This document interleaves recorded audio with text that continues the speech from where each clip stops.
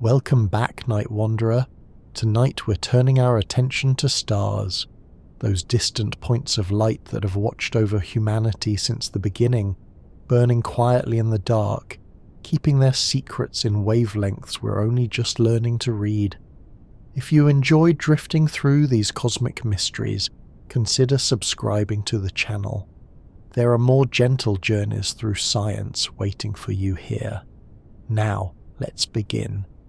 You've probably heard people say that stars are burning, haven't you? Maybe you've even used that word yourself. Burning bright, burning out, afar in the sky. It's a natural assumption. After all, they glow. They give off heat. They seem to flicker. But here's the thing. Stars aren't on fire at all. Not in any way we'd recognize. Fire, the kind you might see in a candle or a campfire, is a chemical reaction. It needs fuel, yes, but it also needs oxygen. Something to react with, something to consume. In the vacuum of space, there is no oxygen. There's barely anything at all. So what makes stars shine? The answer is something far stranger and far more fundamental. Nuclear fusion. Deep in the core of a star, where the pressure is unimaginable and the temperature reaches millions of degrees, hydrogen atoms are squeezed together so tightly that they fuse into helium, and in that moment of fusion, a tiny bit of mass disappears, converted directly into energy, following Einstein's famous equation. That energy works its way outward, eventually reaching the surface and radiating into space as light. It's not fire. It's the universe transforming itself, matter becoming energy, one atom at a time, and it happens so reliably, and so steadily that stars can shine for billions of years on this process alone. Perhaps that's even more remarkable than burning, a kind of alchemy that requires no air, no flame, just the patient crushing force of gravity. When you look up at the night sky and see a star twinkling there, you're not seeing it as it is right now. You're seeing it as it was. Light takes time to travel, and even though it moves faster than anything else in the universe, space is so vast that the journey can take years. The nearest star to us, after the Sun of course, is called Proxima Centauri. It's a small, dim red dwarf, invisible to the naked eye, tucked away in the constellation Centaurus. And the light from Proxima Centauri takes 4.24 years to reach Earth. Think about that for a moment. When you look at Proxima Centauri through a telescope, you're seeing light that left its surface over 4 years ago. If that star somehow vanished tonight, we wouldn't know for another 4 years. We'd keep seeing it, night after night, a ghost shining in the dark. In a sense, every star you see is a postcard from the past, a message sent long ago, arriving only now. Some stars are so far away that their light has been travelling for hundreds, even thousands of years. You're looking at history written in photons, and here's the quiet wonder of it. This delay doesn't diminish the beauty. If anything, it deepens it. The stars aren't just distant in space, they're distant in time. The night sky is an archive of the universe's past glowing softly above you. Stars twinkle. Everyone knows that. It's one of the first things we notice as children, lying on our backs in the grass watching the sky. But here's something you might not know. The twinkling has nothing to do with the stars themselves. They're not flickering, not pulsing, not changing. The stars are shining with perfectly steady light. The problem, if you can call it a problem, is Earth's atmosphere. Our atmosphere is always moving. Pockets of warm air rise, cool air descends, winds blow at different altitudes, and all of this creates turbulence.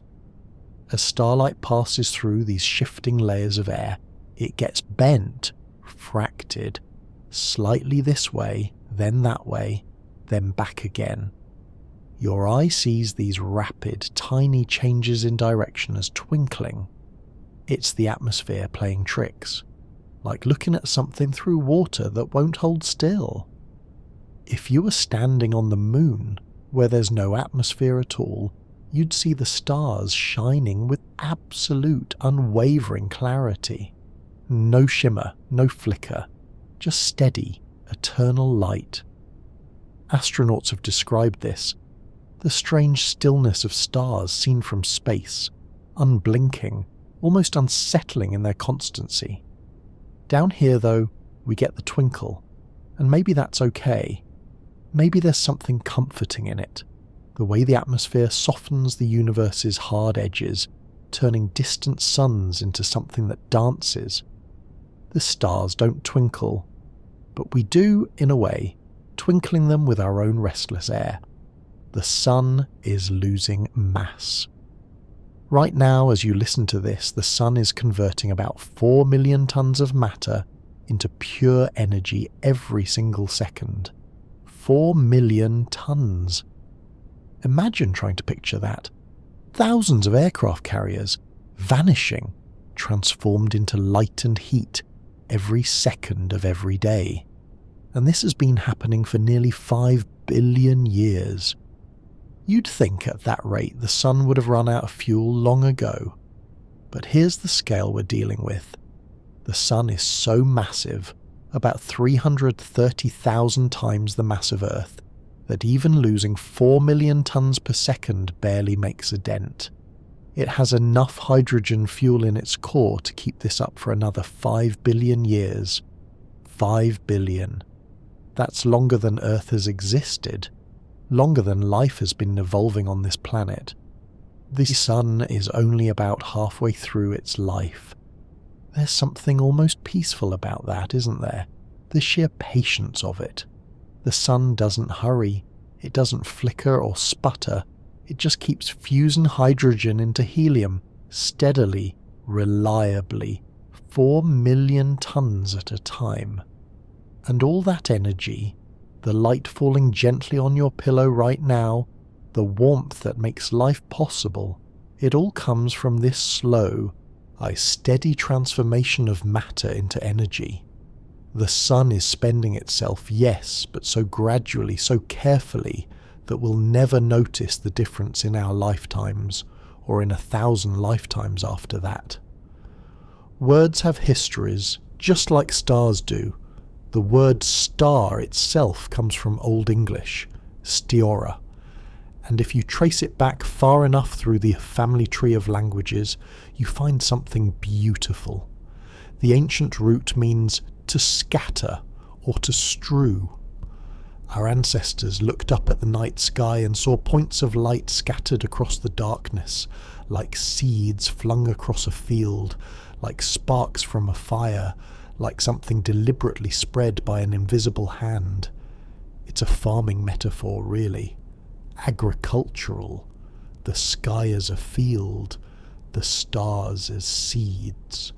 And maybe that's more accurate than they knew. Stars do scatter things, not just light, but the elements themselves. When stars die, they scatter carbon, oxygen, iron, gold, all the heavy elements forged in their cores, back into space, where they mix with gas clouds and eventually form new stars, new planets, maybe new life. The universe is a field being seeded, over and over, generation after generation of stars. The word has travelled through time, changing shape but keeping its essence. Stiora became star. The act of scattering became the thing scattered. And now, thousands of years later, when you say star, you're speaking a word that connects you to people who stood under the same sky, saw the same patterns and wondered the same things. Language, like starlight, carries the past forward into the present. Both are messages that travel. Not all stars are the same colour.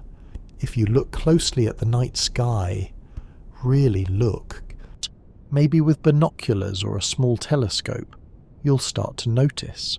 Some stars have a faint orange tint, others are bluish white.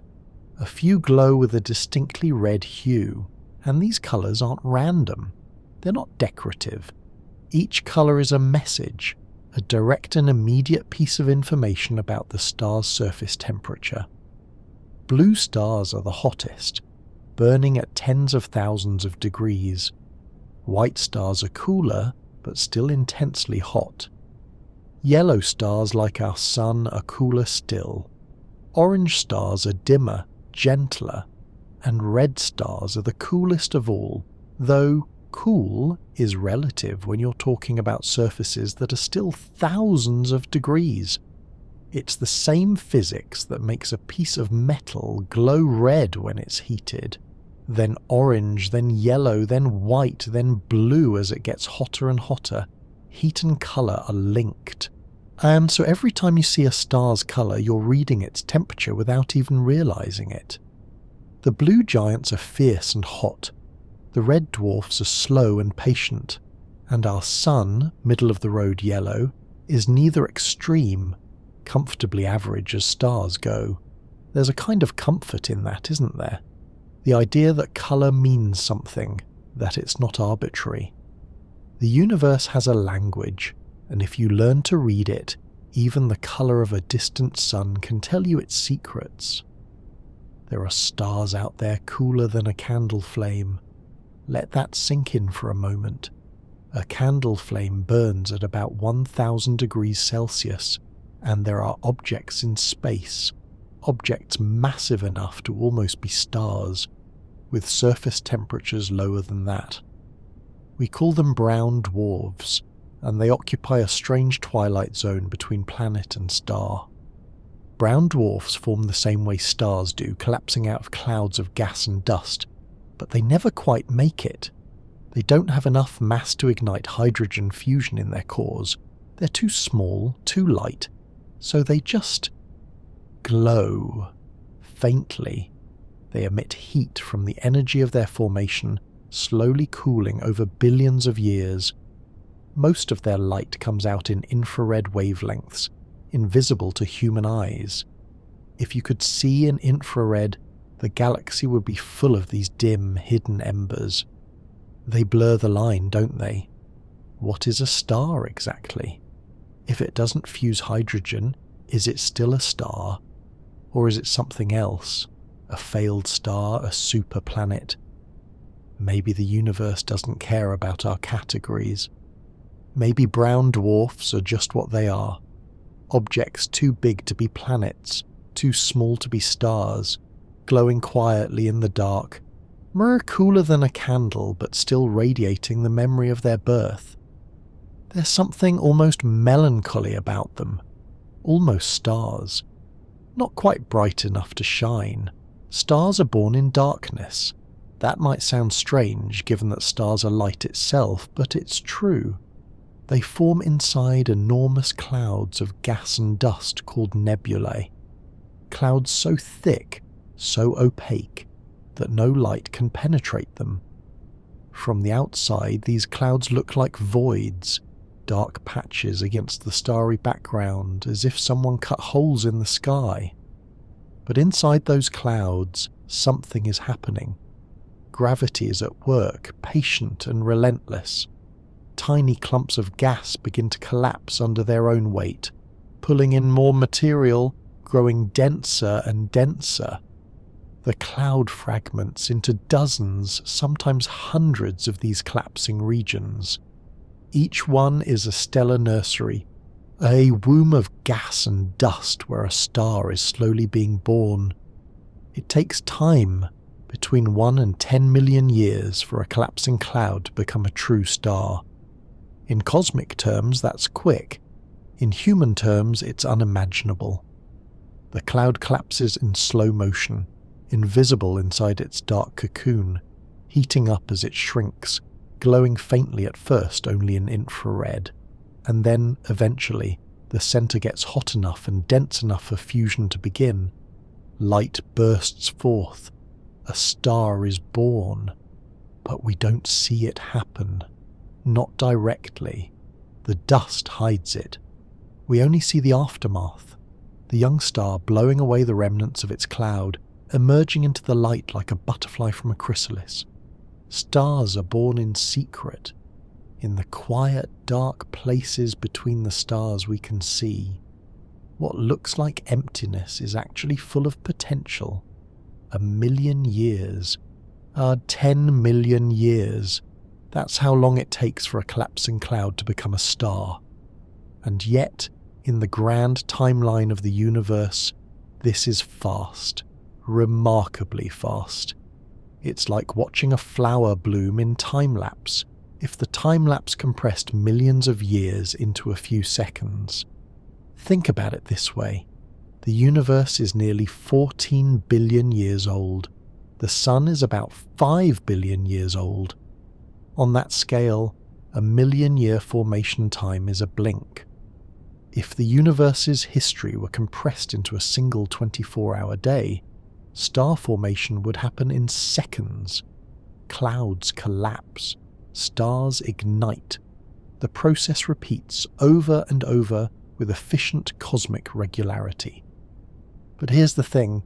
Even though it's fast by cosmic standards, it's still slow enough that we'll never see it happen. Not directly. Not in real time. Astronomers can observe thousands of protostars at different stages of formation, piecing together the sequence like frames of a movie. But no single human will ever watch one cloud complete its journey from darkness to light. We're not here long enough, and maybe that's okay. Maybe it's enough to know it's happening right now in nebulae scattered across the galaxy, clouds collapsing, stars forming, light preparing to shine for the first time. The universe is always in the process of creating more stars, more light, more futures, quietly, patiently, taking its time. Before a star is a star, it's something else, a protostar. The word itself is beautiful, isn't it? Proto, meaning first or earliest. A protostar is a star in the making, still wrapped in its cocoon of gas and dust, still gathering mass from the cloud around it. It glows, but not from fusion, not yet. It glows from the heat of its own collapse, the gravitational energy of infalling material converting to warmth. Protostars are hidden from our eyes. The dust that surrounds them blocks visible light completely. If you looked at one with an optical telescope, you'd see nothing, just a dark blob. But infrared telescopes can pierce through the dust, revealing the glowing core beneath. And what they show is mesmerizing. Embryonic stars, some with disks of material swirling around them, feeding them, fattening them up for the moment fusion begins. This phase doesn't last forever.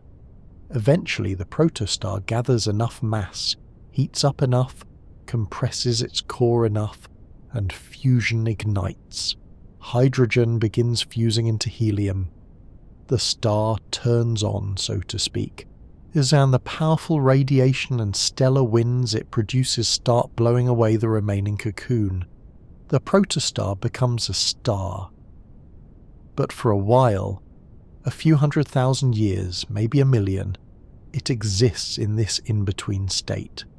Not quite a star, but no longer just a cloud. Becoming, growing, waiting for the moment it can shine. Most of a star's life is spent doing one thing, and one thing only, fusing hydrogen into helium. That's it. No drama, no excitement, no grand transformations, just the steady, patient conversion of the universe's simplest element into its second simplest.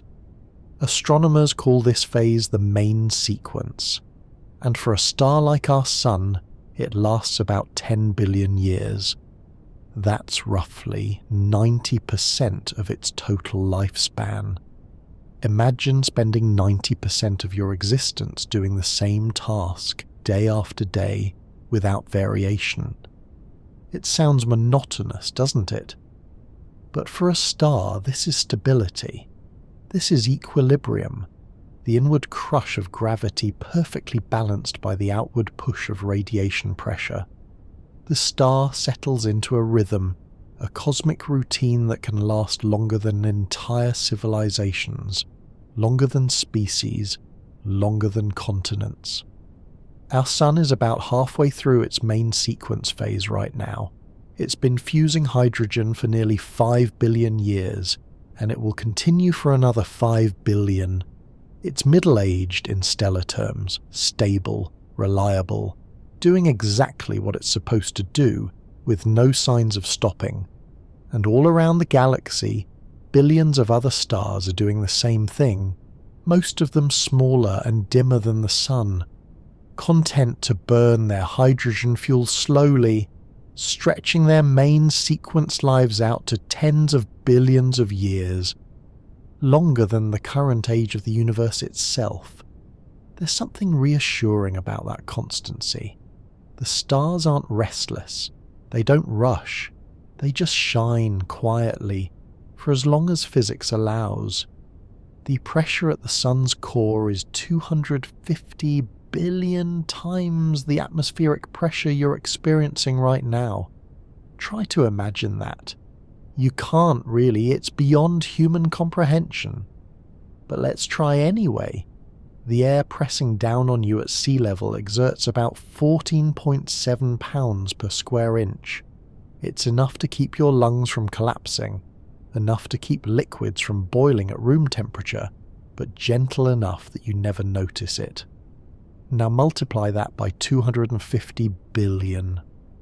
The core of the sun is so compressed, so crushed by the weight of all the layers above it, that matter behaves in ways it never would on Earth. The atoms are stripped of their electrons. Nuclei are packed so tightly together that they overcome their natural repulsion and fuse.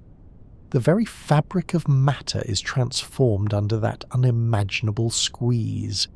And yet, paradoxically, the core is also extraordinarily hot, about 15 million degrees Celsius. Heat and pressure work together, creating the conditions for fusion. Without that crushing pressure, hydrogen nuclei would never get close enough to fuse. Without that intense heat, they wouldn't be moving fast enough to overcome the electrical repulsion between them. Both are necessary. Both are extreme beyond anything we experience in daily life. The sun's core is a place where the rules are different, where matter exists in a state unlike anything on Earth. And it's that extreme environment, that combination of heat and pressure, that allows the sun to shine, that creates the energy that warms your skin, that makes life possible. The gentle sunlight falling on your face began its journey in a furnace of incomprehensible intensity. Here's a strange thought to drift off to. The light from the sun hitting your face right now began its journey long before you were born. In fact, it began its journey long before human civilization existed. A photon created in the sun's core doesn't just zip straight out to the surface and into space. It has to fight its way through the sun's interior, and that journey can take anywhere from 100,000 to 1,000,000 years. Why so long? Because the sun is dense and it's full of particles. A photon travels in a straight line until it hits something, an electron, an ion, an atom, and then it gets absorbed and re-emitted in a random direction. Then it travels a short distance and hits something else.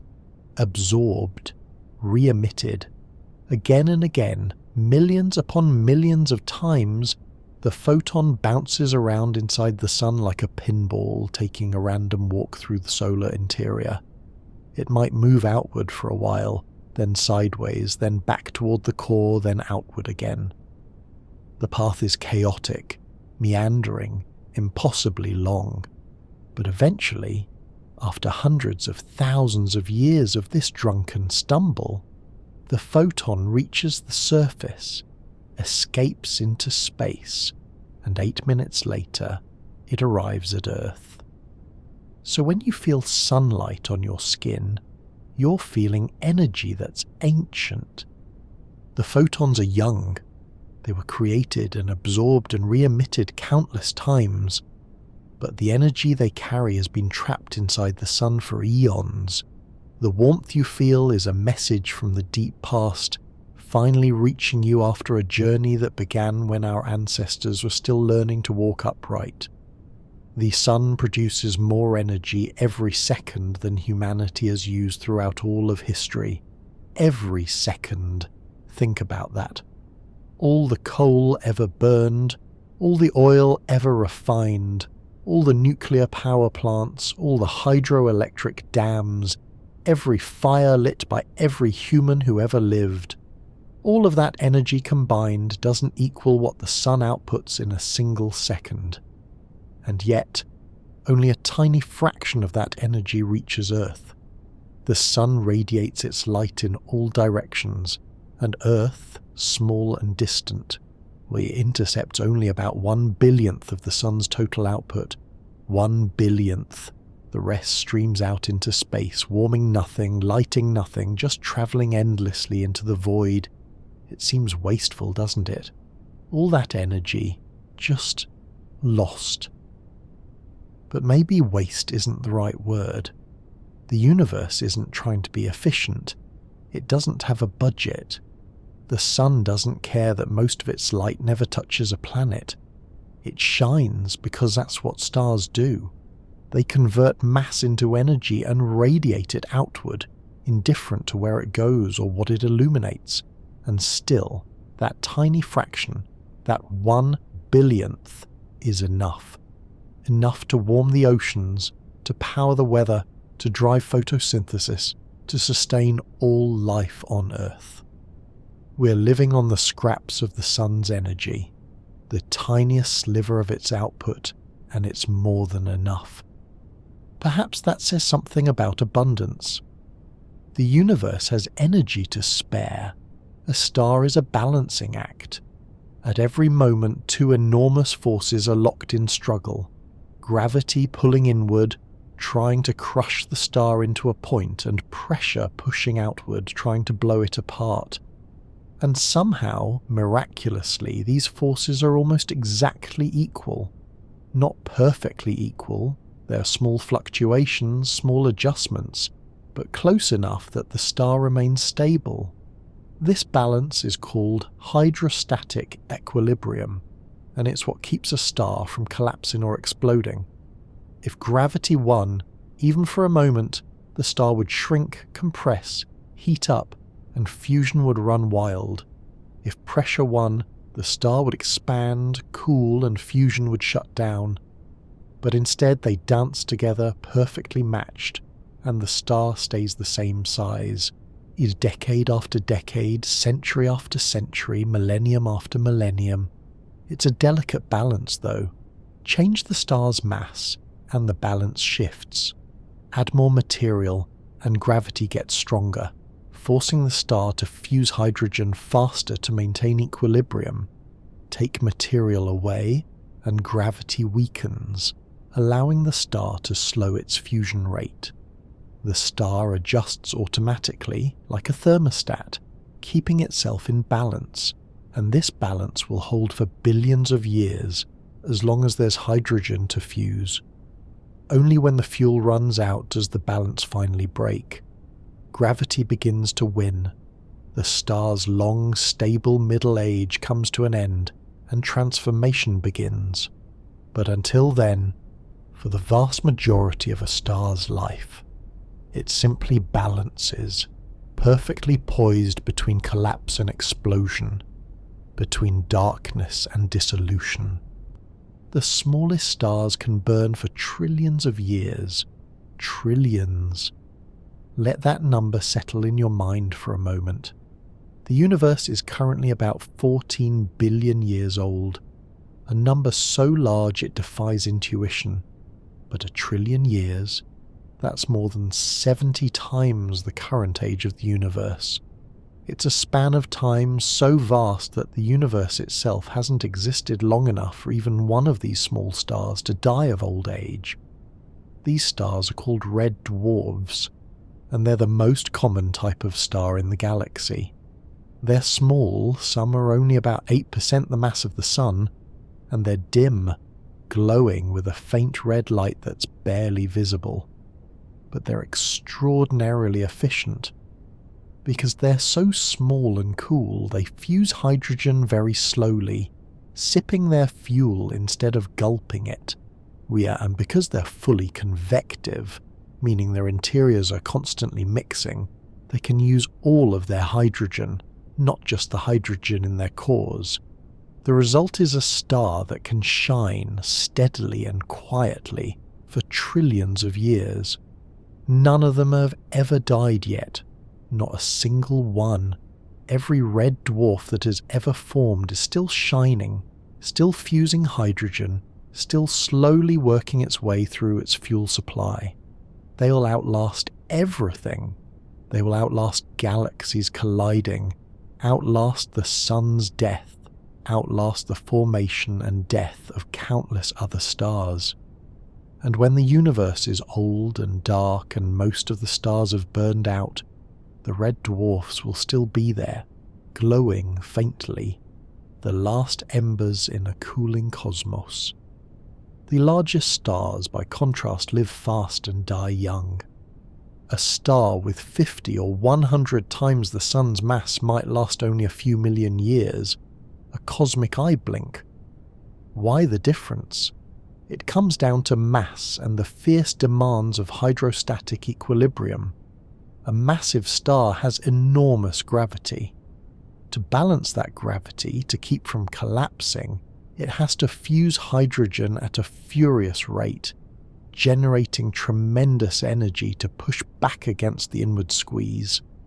The more massive the star, the hotter and denser its core has to be, and the faster fusion proceeds. It's like trying to hold up an enormous weight. You have to exert constant, intense effort, and eventually you run out of strength.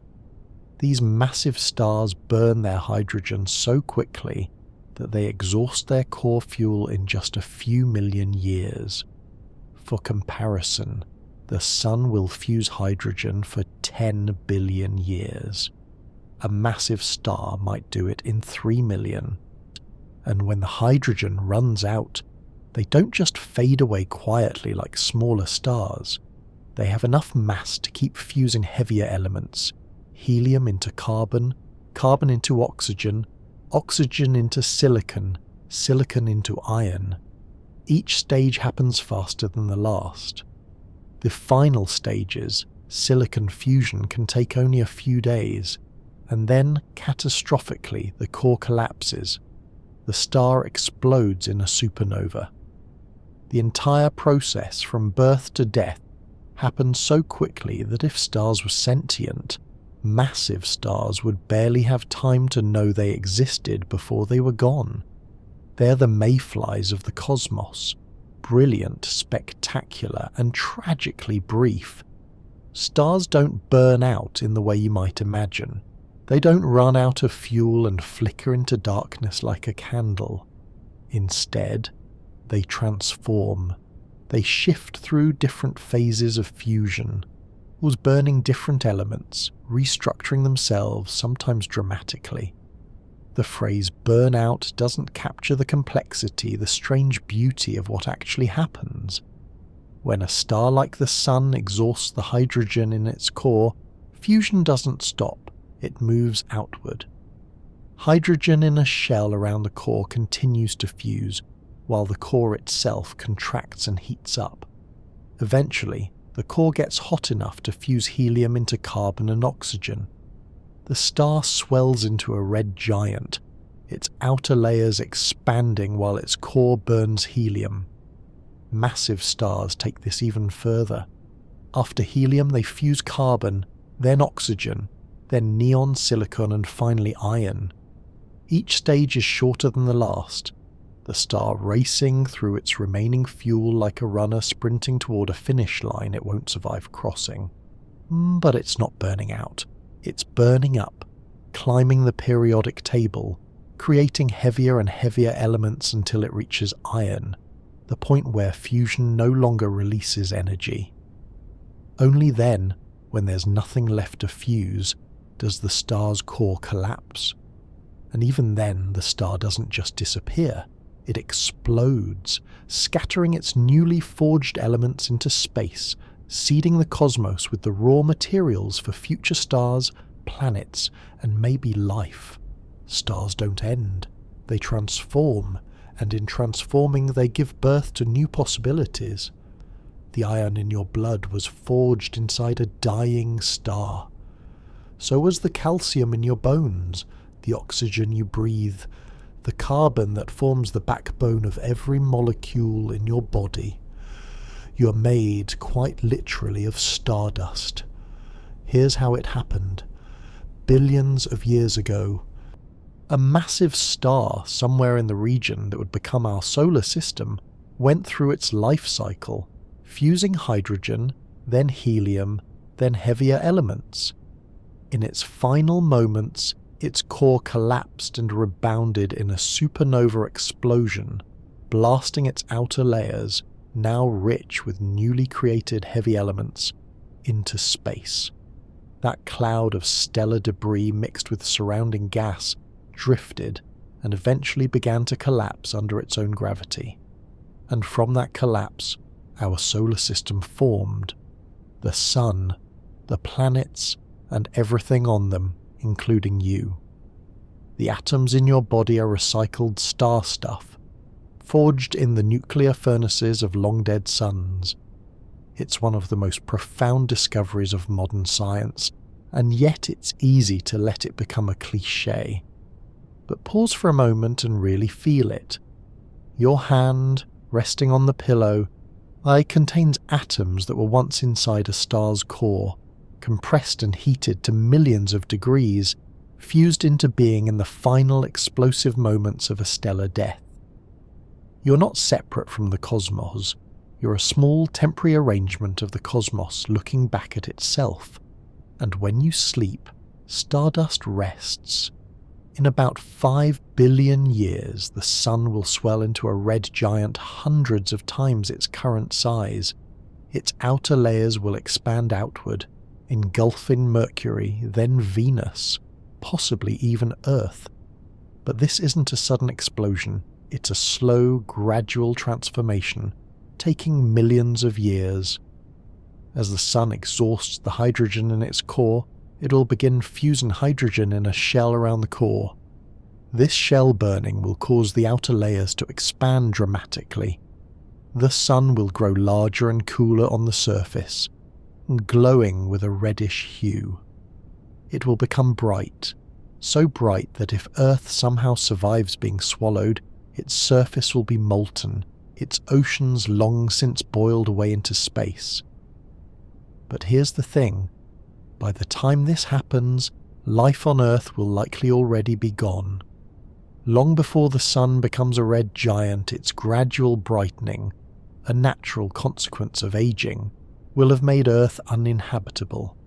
In about 1 billion years, maybe less, the sun will be hot enough to boil away the oceans, the planet will become a desert, then a furnace, then a lifeless rock.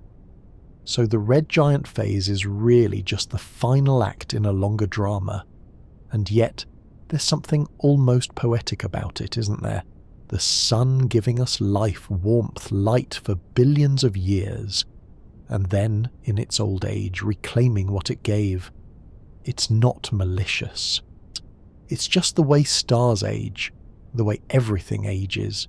Even the sun won't last forever.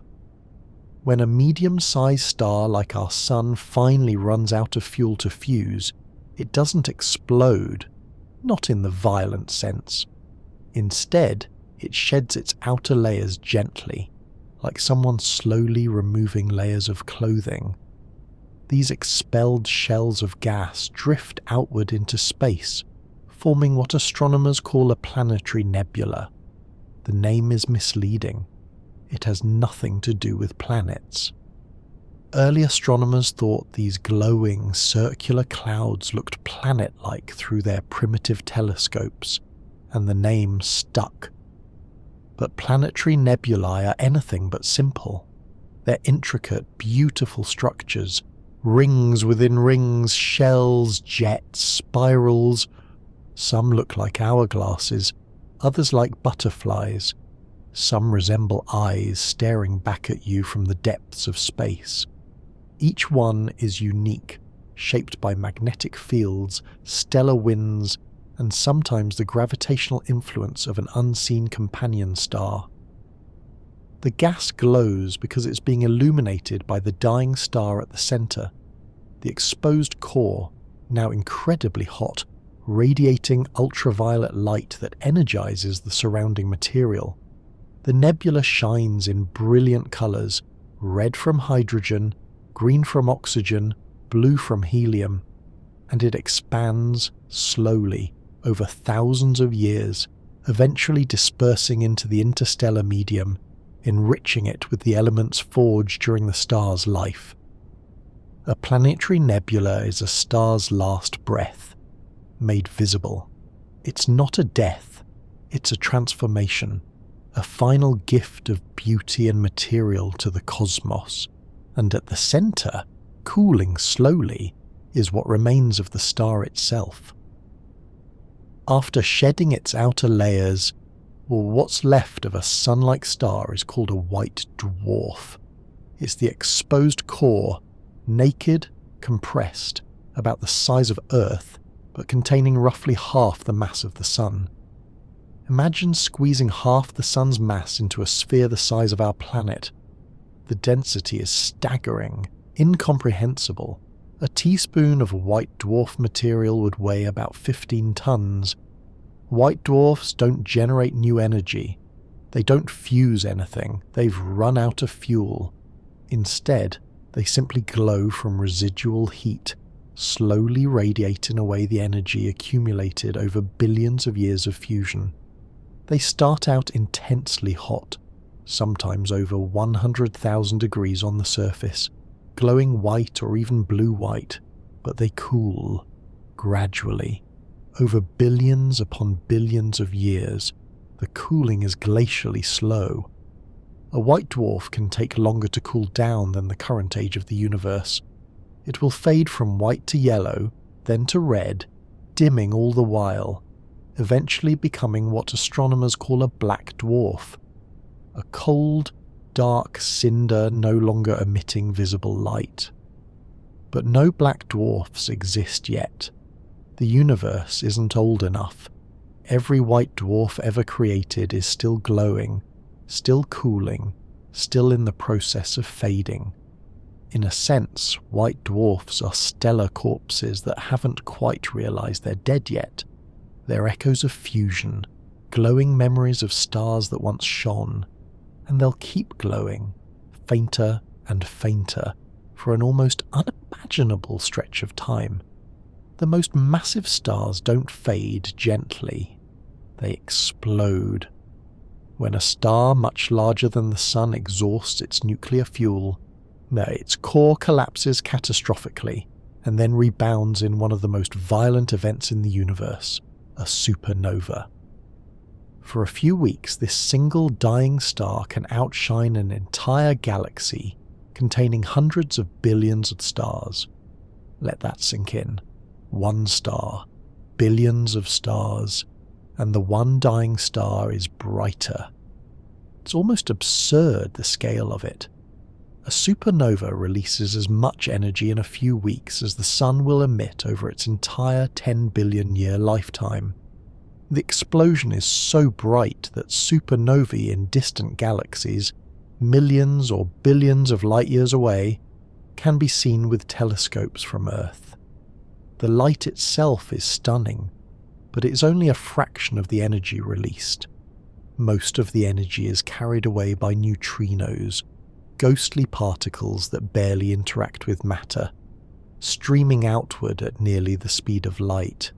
And some energy goes into the kinetic energy of the expanding debris, blasting material outward at thousands of kilometers per second, and some goes into creating new elements, forging atoms heavier than iron in the unimaginable heat and pressure of the explosion. Supernovae are destruction, yes, but they're also creation. They're how the universe makes gold, platinum, uranium. They're how stellar material gets mixed back into the interstellar medium, ready to form new stars.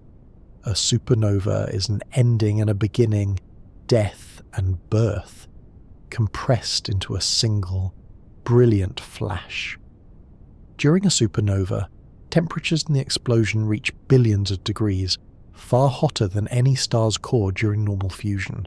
And at those temperatures, with that much energy flooding through expanding material, nuclear reactions can proceed that would never happen otherwise.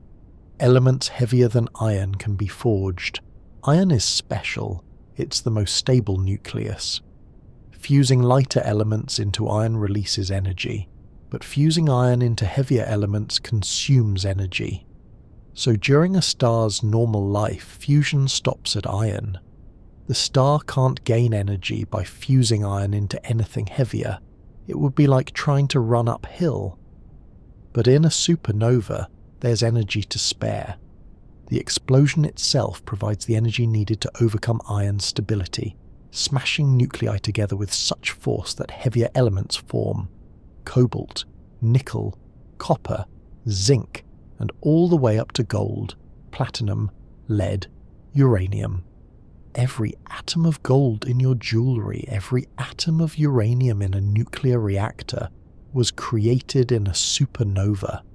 There's no other way to make them. They can't form in stars. They can't form in planetary collisions. They require the extreme fleeting conditions of a stellar explosion. A few seconds of unimaginable energy in the heart of a dying star.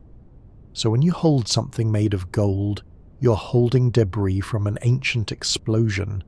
You're touching a fragment of a supernova, atoms forged in violence and scattered across space, eventually finding their way to Earth, to your hand.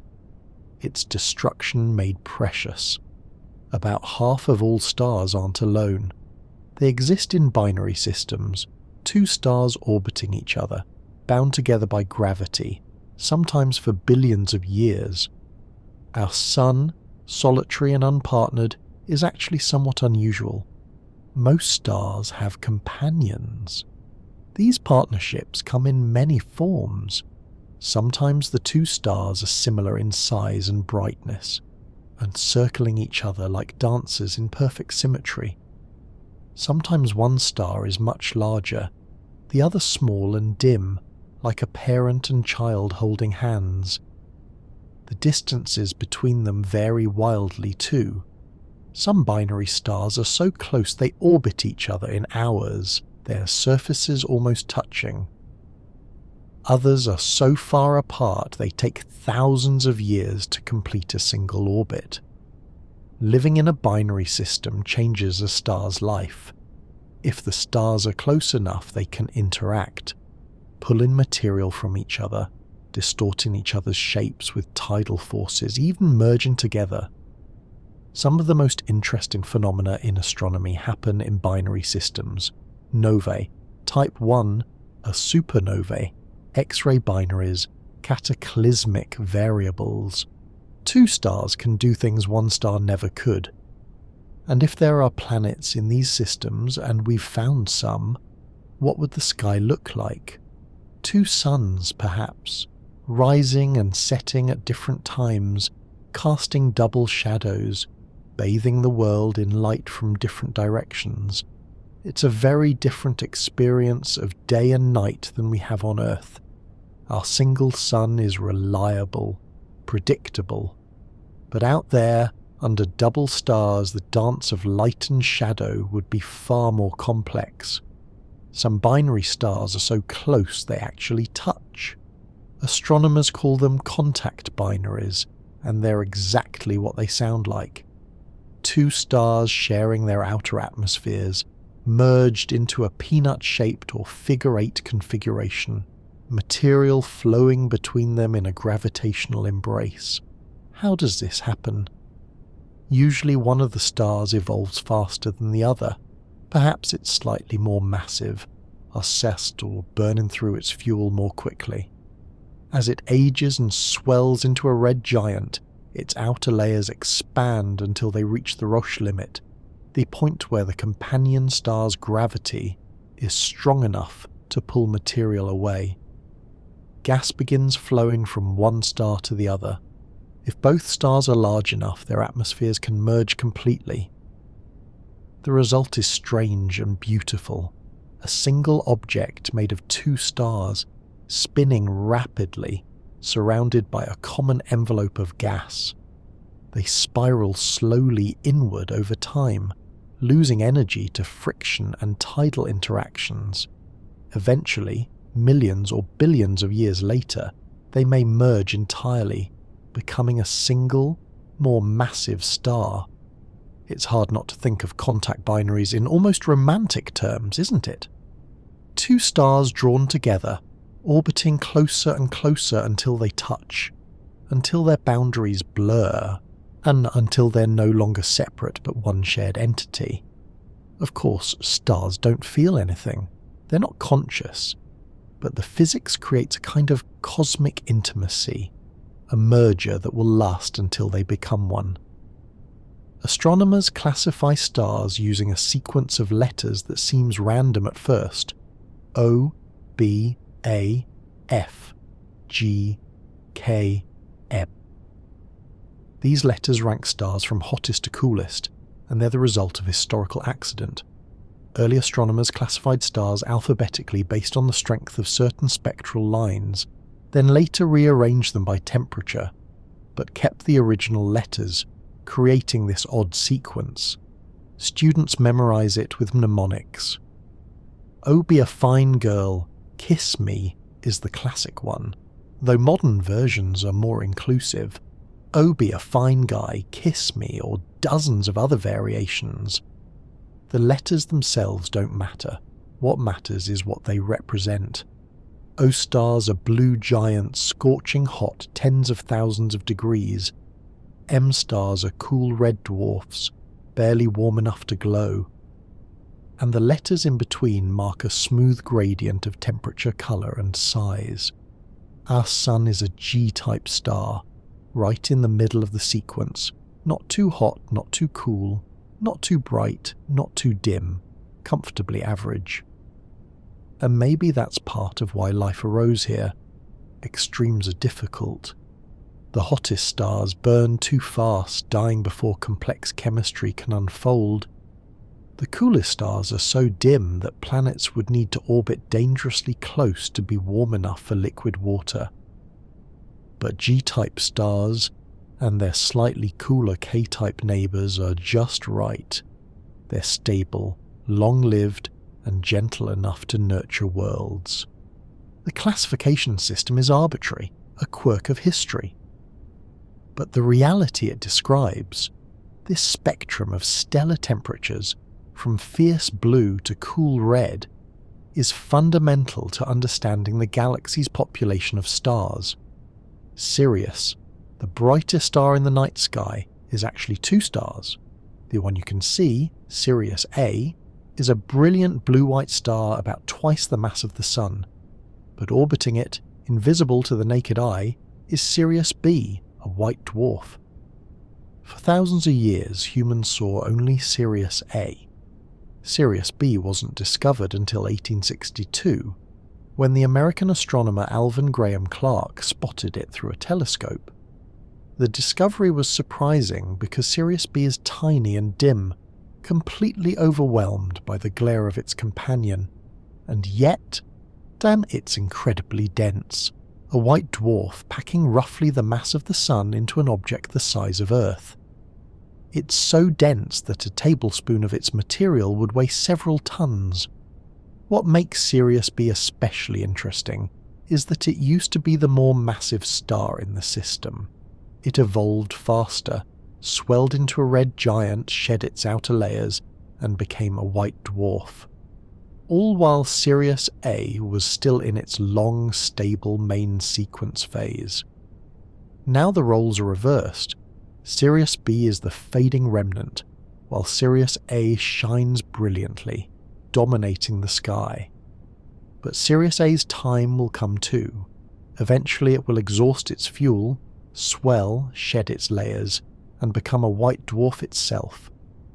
And then there will be two white dwarfs, orbiting each other in the dark, slowly cooling together over billions of years.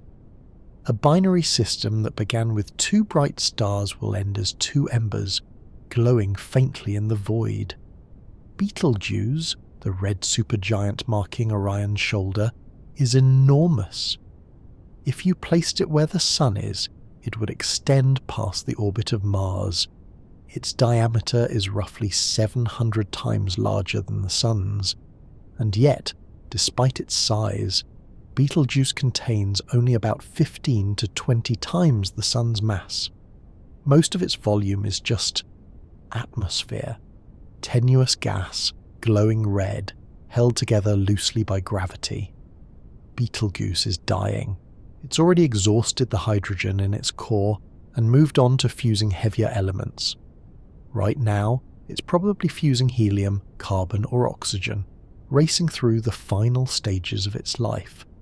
At some point, tomorrow or in 100,000 years, we don't know, it will explode as a supernova. When it does, it'll be spectacular. For a few weeks, Betelgeuse will become one of the brightest objects in the sky. Possibly visible even during the daytime, it might cast shadows at night. Ancient myths and stories would be written about it. It would be a once-in-a-civilization event, a cosmic fireworks display from a star we've watched for thousands of years. But Betelgeuse is far enough away, about 650 light-years, that the explosion poses no danger to Earth. We'll just get a show, and we're waiting. Astronomers monitor Betelgeuse closely, watching for signs that the end is near. In 2019 and 2020, it dimmed dramatically, sparking speculation that the supernova was imminent. But the star recovered. It was just a temporary fluctuation, perhaps a cloud of dust obscuring it. Betelgeuse will explode. We just don't know when. And that uncertainty, that suspense, is part of what makes it so captivating. The North Star, Polaris, holds a special place in human navigation and mythology.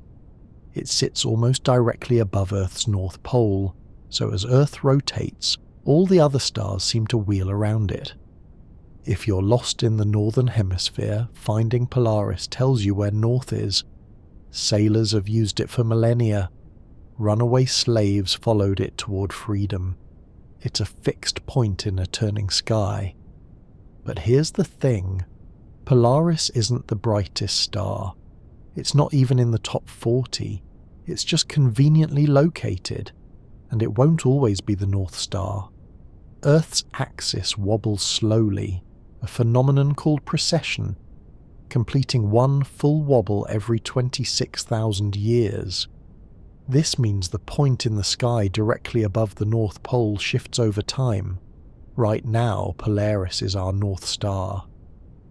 But 5,000 years ago, and during the time of the pyramids, the North Star was a different star called Thuban in the constellation Draco, and in about 12,000 years the bright star Vega will take Polaris's place. The title of North Star is temporary, passed from star to star as Earth's axis traces its slow circle through the cosmos. So Polaris is special not because of what it is, but because of where it is, and when. It's a star in the right place at the right time, holding the northern sky steady for now, but destined to drift away as Earth's axis continues its ancient wobble. Some stars pulsate. They swell and shrink rhythmically, like a heart beating, their brightness rising and falling with mechanical regularity. These are called variable stars, and one particular type, Cepheid variables, pulse with such precision that they've become one of astronomy's most valuable tools. Cepheids are large, luminous stars in a specific stage of their evolution. Their outer layers are unstable, expanding and contracting in cycles that can last anywhere from a few days to several months. As the star swells, it brightens. As it contracts, it dims. The cycle repeats endlessly, each pulse almost identical to the last. But here's what makes Cepheid special. There's a direct relationship between how long a Cepheid takes to pulse and how luminous it actually is. A Cepheid that pulses every 10 days is intrinsically brighter than one that pulses every 3 days. This relationship is extraordinarily consistent, and if you know how bright a star actually is, and you measure how bright it appears from Earth, you can calculate how far away it is. This discovery, made by Henrietta Swan Leavitt in 1912, revolutionized astronomy. Suddenly astronomers had standard candles scattered throughout space, cosmic lighthouses whose pulsations reveal their distances. Cepheids allowed us to map the scale of our galaxy, to measure the distances to other galaxies, to understand the true vastness of the universe. All because some stars pulse, reliably, like clocks ticking in the dark. The star's brightness tells us two things, but they're tangled together. How much light the star is actually emitting, and how far away it is. A dim star could be a faint red dwarf nearby, or it could be a brilliant supergiant impossibly far away. Without additional information, you can't tell which. This is the fundamental challenge of astronomy. There we see the sky in 2 dimensions, a flat tapestry of lights. But the universe is 3-dimensional. Stars that appear next to each other in the sky might be at completely different distances, separated by light years. The constellations we see aren't real groups. They're just chance alignments, patterns we impose on scattered stars. To build a 3-dimensional map of the galaxy, astronomers need distance measurements, and that's hard. For nearby stars, they can use parallax, the apparent shift in a star's position as Earth orbits the Sun, the same effect that makes your thumb seem to jump if you close one eye and then the other. But parallax only works for relatively close stars. Beyond a few thousand light years, the shifts become too small to measure. So astronomers use other methods, Cepheid variables, spectroscopic parallax, standard candles, redshift. Each technique has its limitations, its uncertainties, but together they allow us to build a map, to understand not just where stars are in the sky, but where they are in space. The night sky is no longer flat. It's deep, layered, full of structure and distance. A galaxy slowly revealing its true shape. The faintest stars you can see with your naked eye, on a dark, moonless night far from city lights, are about 6,000 times dimmer than the brightest stars. That's the range your eyes can perceive, 6,000 to 1. It's an impressive dynamic range, actually. Your eyes are sensitive instruments. But here's the thing, even the faintest stars you can see are still relatively bright by cosmic standards. There are countless stars too dim for your eyes to detect. Red dwarfs, distant giants, white dwarfs, scattered throughout the galaxy. If you could see all the stars in the Milky Way, the night sky would be overwhelmed with light, a dense tapestry of points, so many they'd blur together. Telescopes extend our vision, revealing fainter and fainter stars. The Hubble Space Telescope can see stars millions of times dimmer than what your eyes can detect. Each increase in sensitivity reveals new layers, new populations of stars previously invisible. And with each layer, the galaxy becomes more crowded, more complex. But there's something special about the naked eye stars, the few thousand you can actually see without instruments. These are the stars that have guided travelers, inspired myths, marked the passage of seasons. They're the stars our ancestors knew, the same points of light visible now as they were thousands of years ago. Them in a universe of billions of stars we can see only a tiny fraction, but that fraction is enough to feel connected to the cosmos, to feel small beneath something vast and ancient. Ancient Polynesians navigated thousands of miles across the Pacific Ocean using only the stars as their guide. No instruments, no compasses, no GPS, just the sky and their knowledge of it. They memorized the rising and setting points of dozens of stars, creating mental maps of the ocean based on celestial landmarks. They knew that certain stars rose in the east at specific points on the horizon and set in the west at corresponding points. By watching which stars rose ahead of them or behind them, they could maintain a course across featureless ocean. They memorized star paths, sequences of stars that would guide them from one island to another, and at each star taking over from the previous one as it set below the horizon. This wasn't crude navigation. It was precise, sophisticated, refined over generations. Polynesian navigators could find tiny islands, specks of land in a vast ocean, after weeks at sea, using only the stars, the waves, the birds and the clouds, and they did it routinely, colonizing islands across the Pacific, from Hawaii to New Zealand to Easter Island. The stars were their roads, the sky was their map, and they sailed not in fear of the ocean's emptiness but in confidence, trusting in knowledge passed down through centuries, encoded in chants and stories and the positions of stars. It's a kind of intimacy with the night sky that most of us have lost. They didn't just see stars, they read them, followed them, trusted their lives to them. Stars move through space at different speeds, and over long periods of time this motion changes the shapes of constellations. The Big Dipper, for instance, looked quite different 50,000 years ago, and it will look different again 50,000 years from now. The stars are drifting, each following its own orbit around the galaxy, and the patterns we see are temporary. This motion is called proper motion, and it's invisible on human timescales. You won't notice a constellation changing shape during your lifetime, or even over many lifetimes. But over millennia, the drift becomes apparent. Some stars are moving toward us, others away.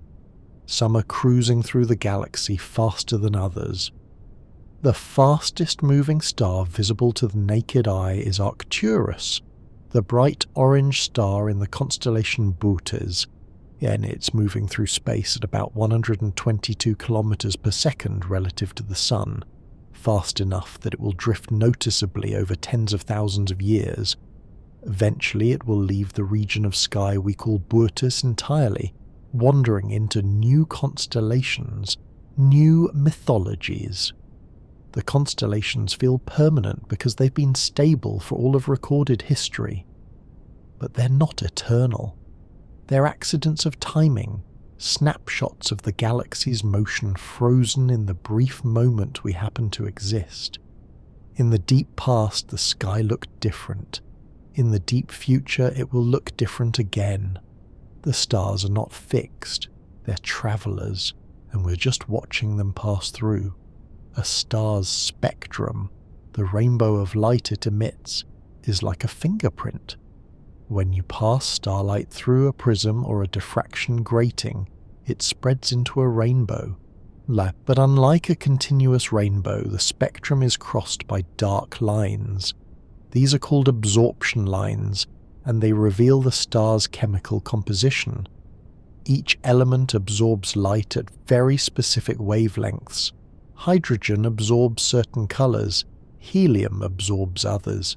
Calcium, iron, sodium, each has its own unique pattern of lines. By identifying which lines appear in a star's spectrum, astronomers can determine which elements are present in the star's atmosphere. This was revolutionary when it was first discovered in the 1800s. Suddenly, scientists could analyze the chemical makeup of objects trillions of miles away, objects they could never touch or visit. The spectra revealed that stars are made of the same elements we find on Earth: hydrogen, helium, carbon, oxygen, iron. The universe, it turned out, just uses the same periodic table everywhere. And sometimes spectra revealed surprises. Helium, for instance, was discovered in the sun's spectrum before it was found on Earth. Astronomers saw unfamiliar absorption lines and realized they were looking at an unknown element. They named it after Helios, the Greek sun god. Only later did chemists isolate helium on Earth, confirming what the stars had already told us: a new element existed. The spectrum is a message written in light, and we've learned to read it. Neutron stars are the collapsed cores of massive stars, the remnants left behind after a supernova. They pack more mass than the Sun into a sphere only about 20 kilometers across, roughly the size of a city. The density is almost unimaginable. A sugar cube-sized chunk of neutron star material would weigh as much as all of humanity combined, something like 1 billion tons.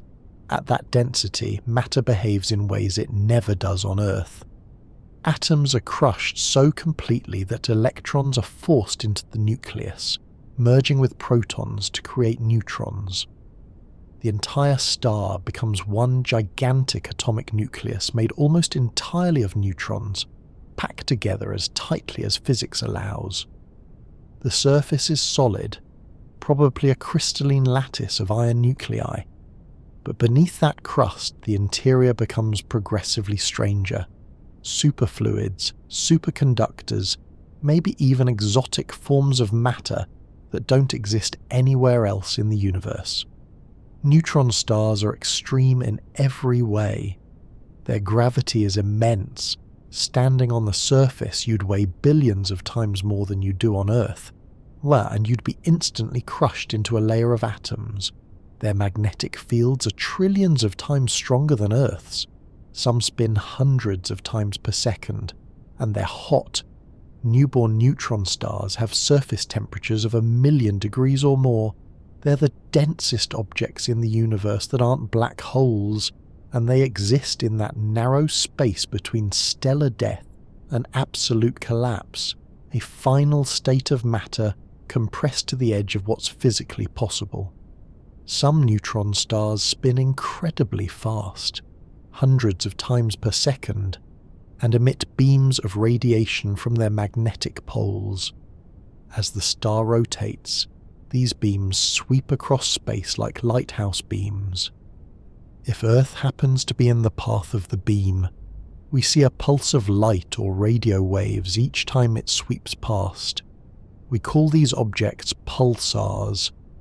The fastest known pulsar rotates 716 times per second. 716. That's faster than a blender, faster than a turbine, faster than anything macroscopic you've ever experienced. And this is an object the size of a city, with more mass than the Sun, spinning so fast that points on its surface are moving at a significant fraction of the speed of light. Pulsars were discovered in 1967 by Jocelyn Bell Burnell, a graduate student analysing radiotelescope data. She noticed a strange, repeating signal, pulses arriving every 1.337 seconds with extraordinary regularity. At first, the team half-jokingly called the source LGM-1 for Little Green Men, wondering if they'd detected an artificial signal. But they soon found more pulsars, and the Lighthouse model explained the observations perfectly. The pulses are so regular they can be used as cosmic clocks, more precise than any timepiece humans have built. Some pulsars are stable to within a few microseconds over years of observation. They're nature's metronomes, ticking away in the dark, reliable and indifferent, marking time with the spin of collapsed stars. A magnetar is a neutron star with a magnetic field a quadrillion times stronger than Earth's. It's hard to even comprehend what that means. Magnetars have the strongest magnetic fields in the known universe, so strong that they warp the very structure of space around them, so strong that they could theoretically distort the atoms in your body from halfway across the solar system. If a magnetar existed halfway between Earth and the Moon, its magnetic field would be strong enough to erase every credit card, corrupt every hard drive, and strip information from every magnetic storage device on Earth.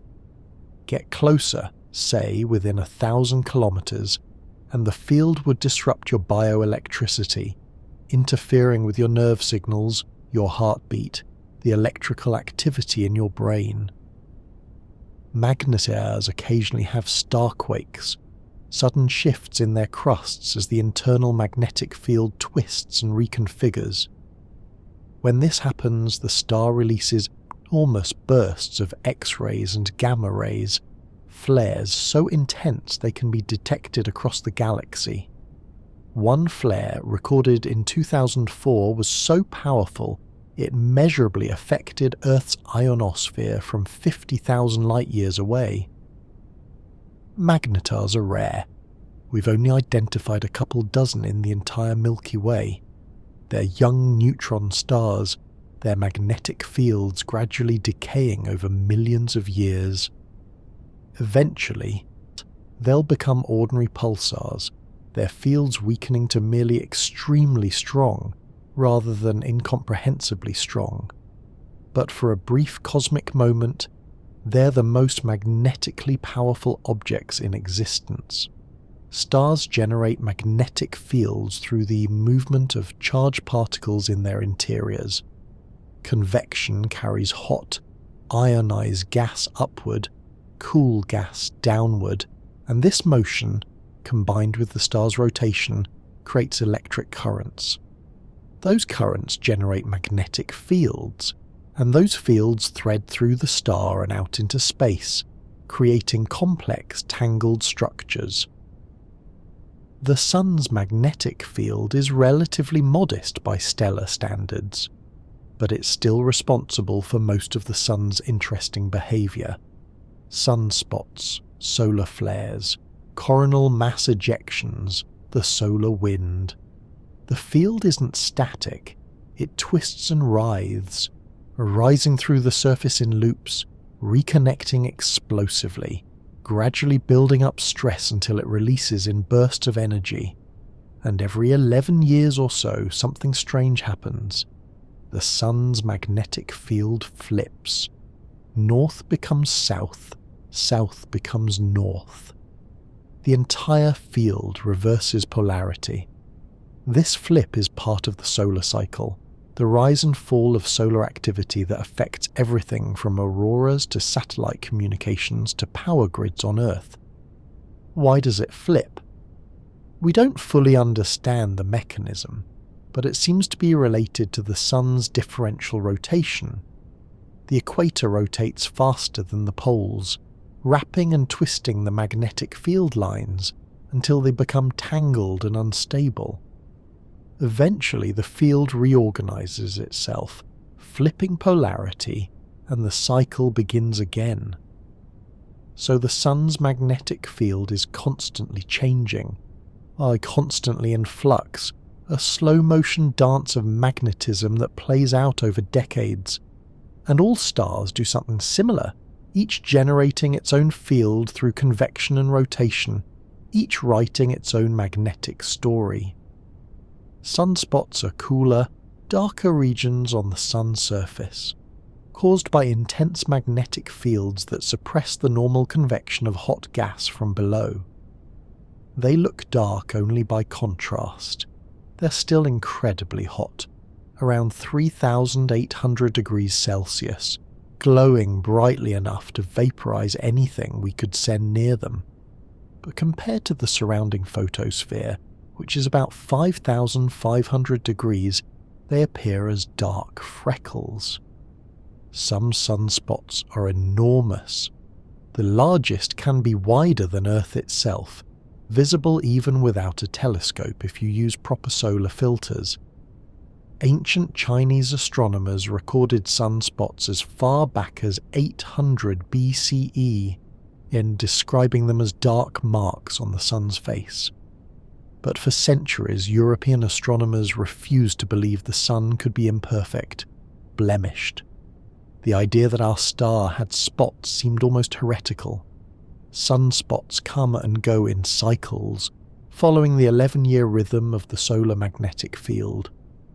During solar maximum, the sun's surface can be dotted with dozens of sunspot groups.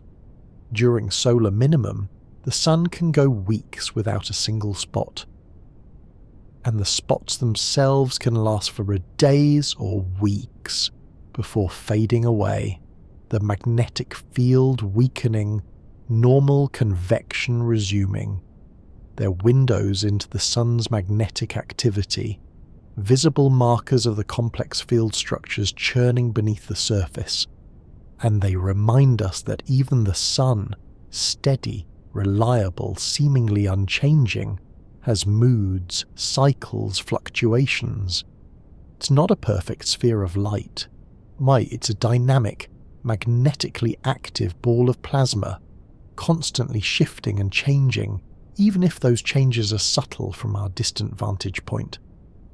The sun's outer atmosphere, the corona, is one of the great unsolved mysteries of solar physics.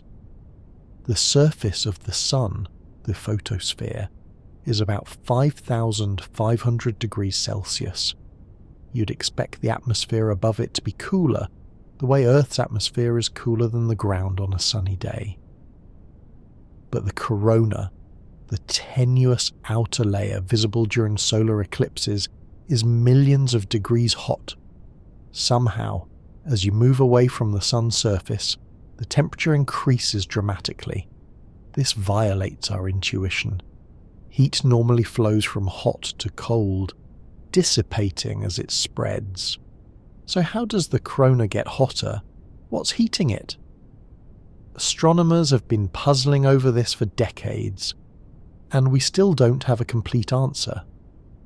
The leading theories involve magnetic fields, energy stored in twisted, tangled field lines that snap and reconnect, releasing heat into the corona.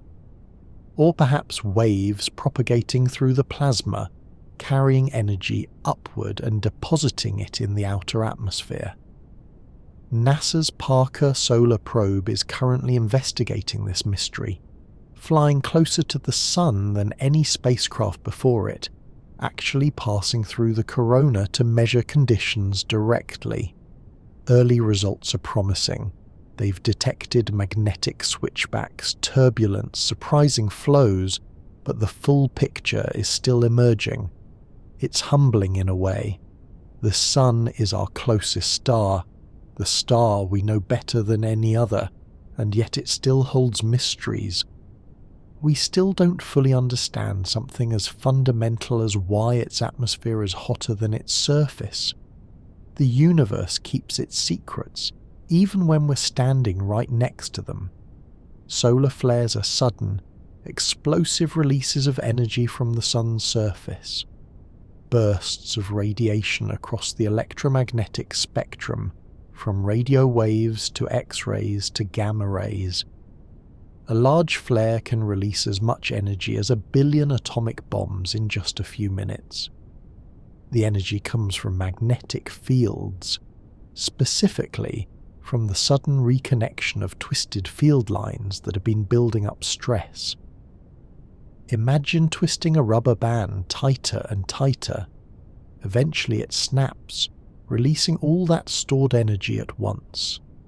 Solar flares are similar, except instead of rubber bands, it's magnetic field lines, and instead of snapping, they're reconnecting, rearranging themselves into a lower energy configuration and dumping the excess energy into the surrounding plasma. The radiation from a flare reaches Earth in about 8 minutes, travelling at the speed of light. When it arrives, it can disrupt radio communications, interfere with GPS signals, and create beautiful auroras as charged particles interact with Earth's magnetic field. Astronauts on the International Space Station have to take shelter during major flares to avoid dangerous radiation exposure. Most flares are harmless to us on the surface. Earth's atmosphere and magnetic field shield us, but they're a reminder that the sun isn't just a passive light source, it's active, dynamic, occasionally violent, and we live in its atmosphere technically within the extended bubble of its influence called the heliosphere. We're protected, yes, but we're also bathed in the sun's moods, its cycles, its occasional outbursts of energy. The solar wind is a constant stream of charged particles, mostly electrons and protons, flowing outward from the sun in all directions. It's not wind in the atmospheric sense. There's no air, no molecules of oxygen or nitrogen being blown around.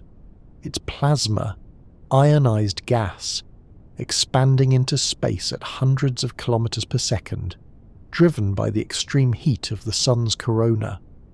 Earth is immersed in this wind. Every second, billions of particles from the sun stream past our planet, most of them deflected by Earth's magnetic field. But some particles get funneled toward the magnetic poles, where they collide with the atoms in the upper atmosphere.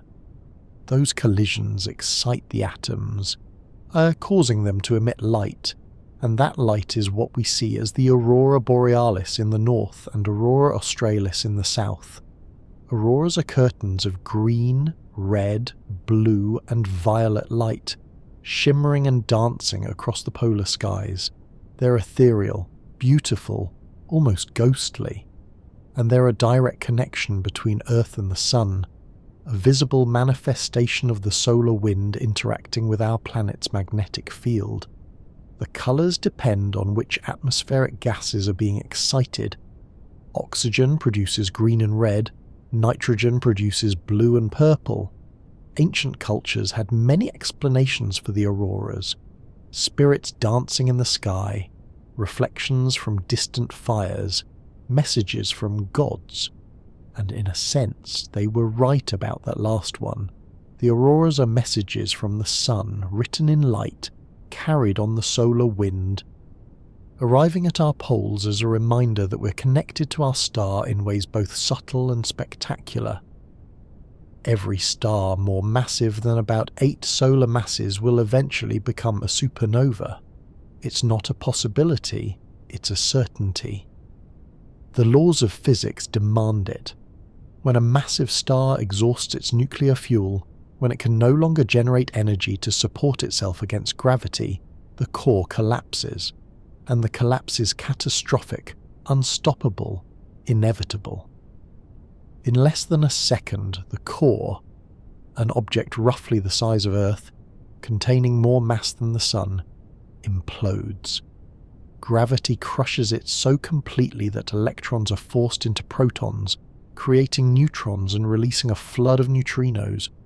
The core becomes a neutron star, or if it's massive enough, a black hole, and the outer layers, suddenly unsupported, then fall inward at a significant fraction of the speed of light. But then something remarkable happens. The core, now incompressibly dense, rebounds. The infalling material hits the solid neutron star surface and bounces, creating a shock wave that propagates outward through the star. The shock wave stalls initially. There's too much material pressing inward, but neutrinos streaming from the core deposit energy into the stalled shock, reviving it. The shock wave reaches the surface and blasts the star apart. This is a supernova, and it's necessary. It's how the universe recycles stellar material, how heavy elements get distributed into space, how the next generation of stars and planets, and perhaps life, gets the ingredients it needs. Supernovae are violent, yes, but they're also generative. Their death and birth intertwined, a destruction that creates the possibility of creation. The cores of the most massive stars can fuse elements all the way up to iron before collapsing. It happens in layers, like an onion. Hydrogen fuses in the outermost shell. Beneath that, helium fuses into carbon and oxygen. Beneath that, carbon fuses into neon and magnesium, then oxygen, then silicon. Each layer burns hotter and faster than the one above it, the star racing through its fuel in its final days. The silicon burning stage, the last one, produces iron, and iron is where fusion stops being profitable. Every element lighter than iron releases energy when fused, but iron is the most stable nucleus. Fusing it into heavier elements consumes energy, rather than releasing it. So when the core fills with iron, fusion ceases. There's no more energy source, no more pressure to hold the star up against gravity, and the collapse begins. The iron core, about the size of Earth and containing more mass than the Sun, collapses in less than a second. In that brief moment, temperatures and densities reach levels unmatched anywhere else in the universe.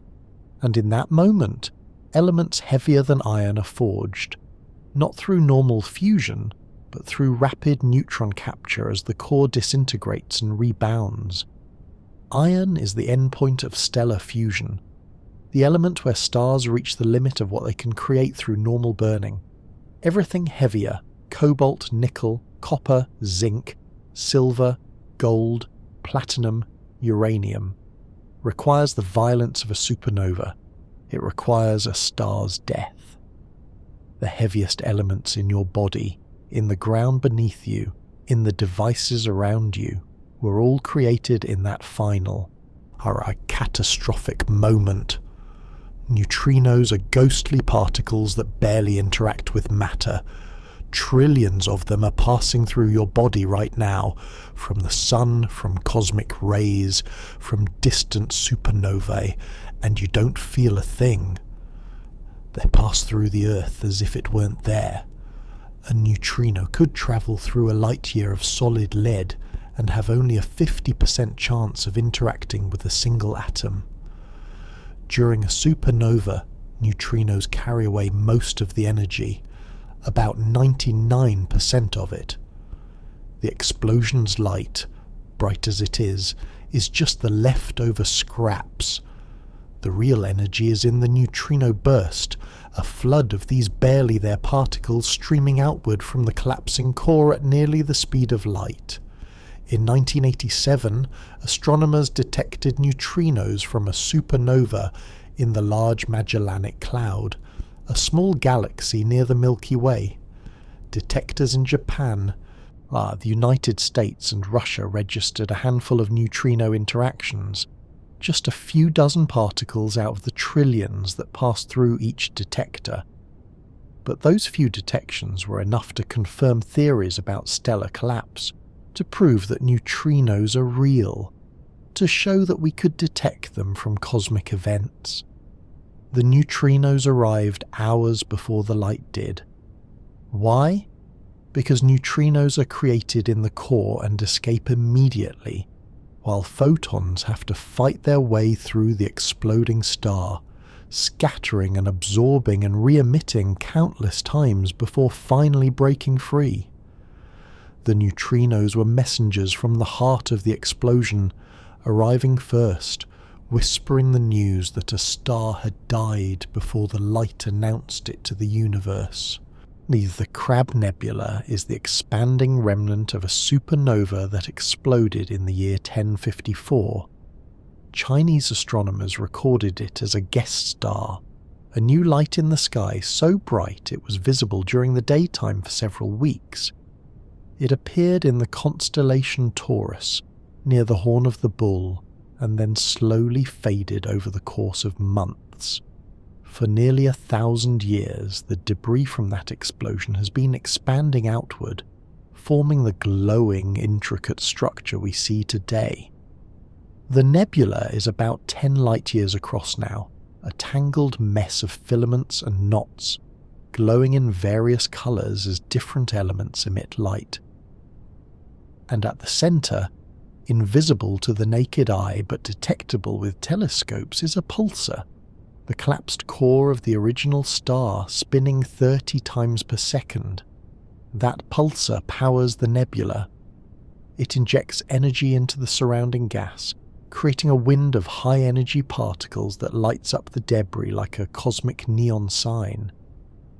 Without the pulsar, the nebula would be much dimmer, just cold gas expanding into space. But the pulsar keeps it glowing, keeps it active, 1,000 years after the explosion. The Crab Nebula is one of the most studied objects in astronomy, a supernova remnant we can observe in detail, close enough to see structure, young enough to still be dynamic and evolving. It's a snapshot of stellar death, frozen at the moment of explosion, still expanding, still glowing, a 1,000-year-old light show that will continue for thousands of years more, before finally fading into the cosmic background. Stars form in clusters, born from the same collapsing cloud of gas and dust. They're siblings, or in a sense, formed from the same material at roughly the same time, sharing a common origin. These stellar nurseries can produce dozens, hundreds, even thousands of stars in a relatively small region of space. But over time, the clusters disperse. Gravitational interactions between the stars gradually eject some of them from the group. Close encounters fling stars outward, giving them enough speed to escape the cluster's gravity. Over millions or billions of years, the cluster spreads out, its stars drifting apart, mixing into the galaxy's general population. Our Sun was probably born in a cluster, somewhere in the Milky Way, about 4.6 billion years ago. But we have no idea where or which stars were its siblings.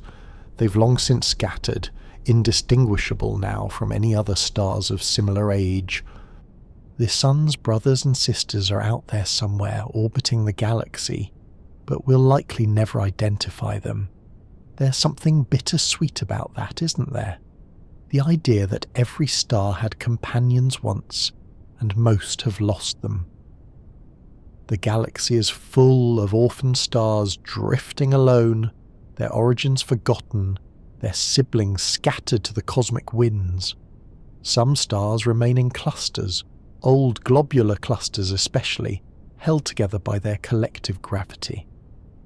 But most stars end up solitary, travelling through space with no memory of where they came from.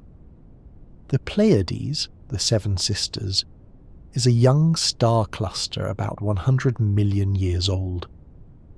That makes it a toddler in cosmic terms, barely old enough to have settled into stable fusion. The stars are still surrounded by faint traces of the nebula they formed from, wisps of gas reflecting the blue light of the brightest stars. You can see the Pleiades with your naked eye, a small tight grouping of stars that looks almost like a tiny dipper. Most people can see 6 or 7 stars without a telescope, hence the name Seven Sisters.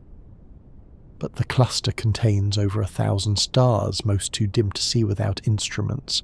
They're all gravitationally bound, orbiting their common centre of mass, moving through the galaxy together like a school of fish.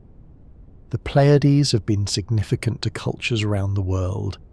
The ancient Greeks saw them as the 7 daughters of Atlas, placed in the sky by Zeus.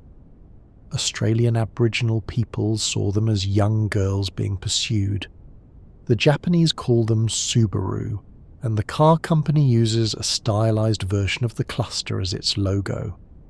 Cultures separated by oceans and millennia all looked up, saw this small cluster of stars and wove stories around them.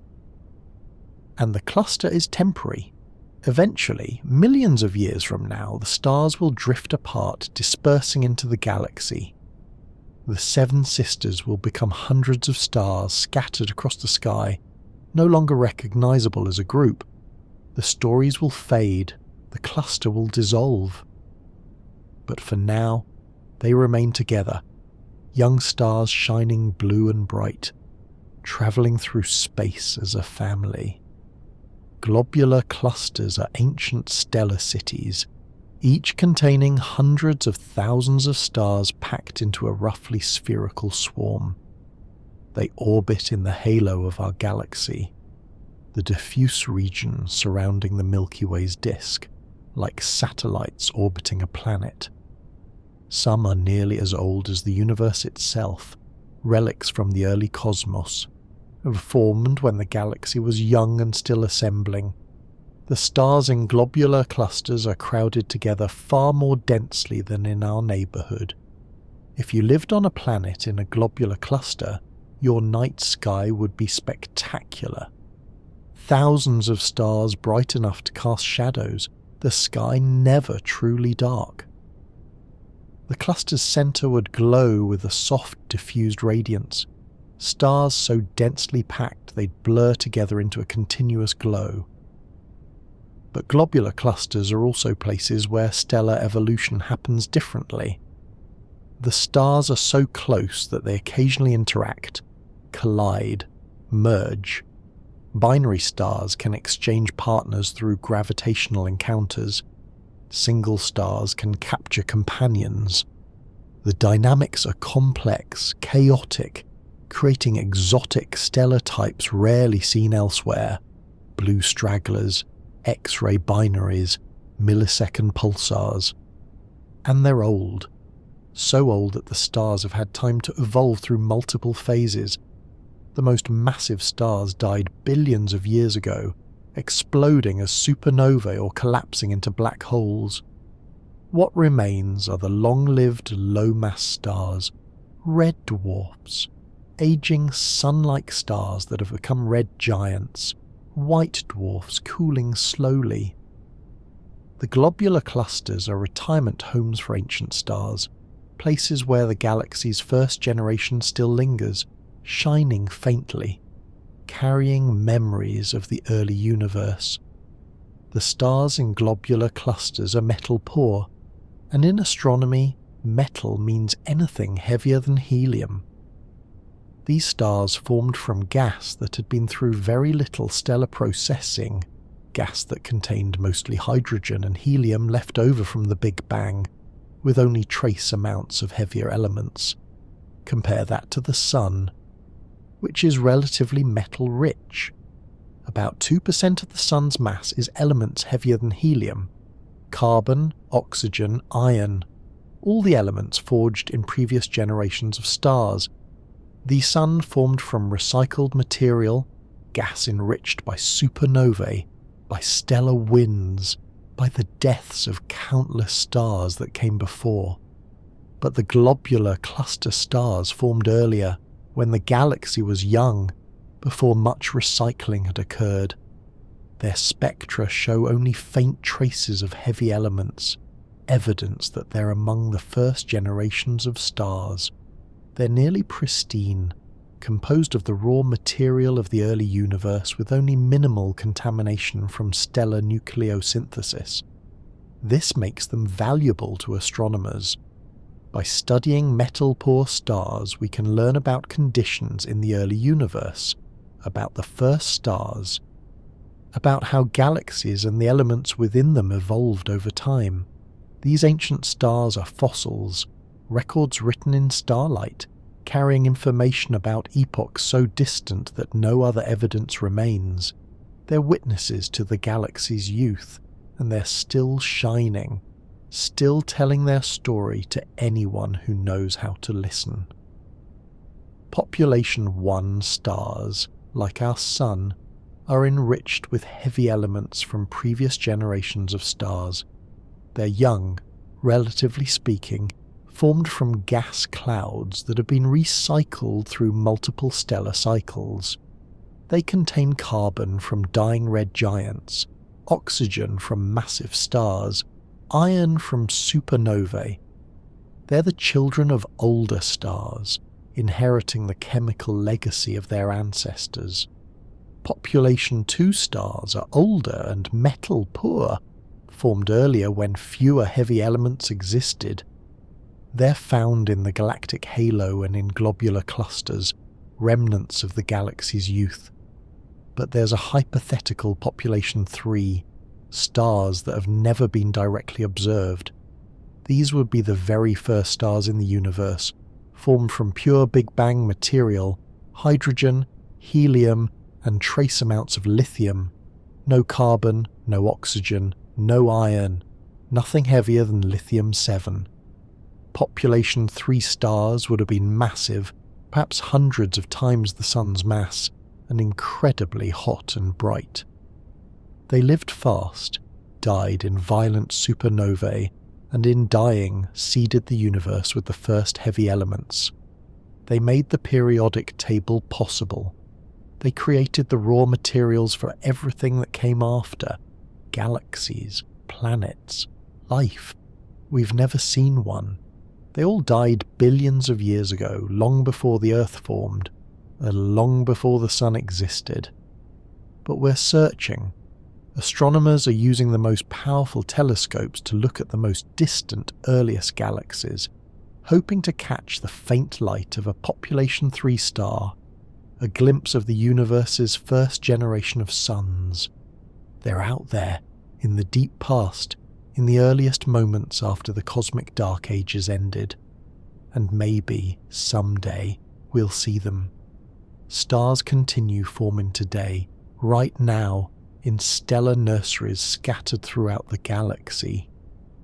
One of the closest and most active is the Orion Nebula, visible to the naked eye as a fuzzy patch in the sword of the constellation Orion.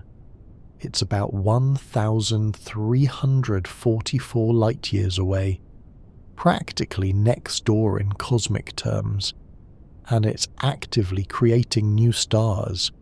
If you could see the Orion Nebula in infrared, and piercing through the dust that obscures much of it in visible light, you'd see hundreds of young stars and protostars, some still wrapped in their cocoons, others blowing away the gas with powerful winds. The nebula glows with the light of hot young stars, their ultraviolet radiation ionizing the surrounding hydrogen, causing it to emit the characteristic red and pink glow visible in photographs. The Orion Nebula is a laboratory for studying star formation. It's close enough to observe in detail, young enough that the process is still ongoing, and active enough to contain stars at many different stages of development. Astronomers can see protostars just beginning to shine, young stars with protoplanetary disks, slightly older stars that have already blown away their cocoons, and it's beautiful. Even through a small telescope, the nebula is stunning, a glowing cloud of gas, wispy and intricate, illuminated from within by the fierce light of newborn stars. It's one of the few nebulae bright enough and large enough to show detail through backyard telescopes. You're not just seeing distant stars, you're seeing stars being born, creation happening in real time, the galaxy perpetuating itself through cycles of birth and death. The Hubble Space Telescope photographed something called the Pillars of Creation in 1995, and the image became one of the most iconic in all of astronomy. It shows towering columns of gas and dust in the Eagle Nebula, each pillar several light-years tall, backlit by the glow of nearby stars. The pillars look almost solid, almost sculptural, like fingers reaching toward the sky. But they're not solid. Yeah, they're gas, mostly hydrogen, compressed by radiation pressure from hot young stars outside the frame. The tips of the pillars are being eroded, photo-evaporated by the intense ultraviolet light. And inside the pillars, protected from that radiation, stars are forming. The dense knots visible in the image, especially at the tips, are likely protostars, embryonic stars still gathering mass. The pillars of creation are stellar incubators, places where the harsh environment of young, massive stars is simultaneously destroying the nebula and triggering new star formation within it. The radiation compresses the gas, increasing its density, helping it collapse under its own gravity. The pillars won't last forever. They're being eroded, slowly dissolving under the onslaught of radiation. But while they exist, they're nurturing the next generation. There's something almost poetic about the name, isn't there? Pillars of creation. It captures both the structure, tall, column-like, and the function, creating new stars, new systems, new possibilities. And the image itself has become a symbol of the beauty and mystery of space, a reminder that even in destruction, even in harsh environments, creation continues. The universe is always making more of itself. Young stars often produce powerful stellar winds and jets, beams of material blasted outward from their poles at hundreds of kilometers per second. These jets can extend for light years, ploughing through surrounding gas, creating glowing shock waves called Herbig-Haro objects. The jets are powered by accretion, material falling onto the young star or onto a disk around it, releasing gravitational energy that gets channeled into these collimated outflows. Eventually, these winds and jets blow away the surrounding gas cloud, the material that fed the star's formation. It's a self-limiting process. The star accumulates mass, grows, and as it grows, it produces stronger winds. Those winds eventually push away the remaining gas, halting further accretion. The star stops growing. It's reached its final mass. This process regulates how large stars can become. Without stellar winds, stars might continue accreting indefinitely, growing to unstable sizes.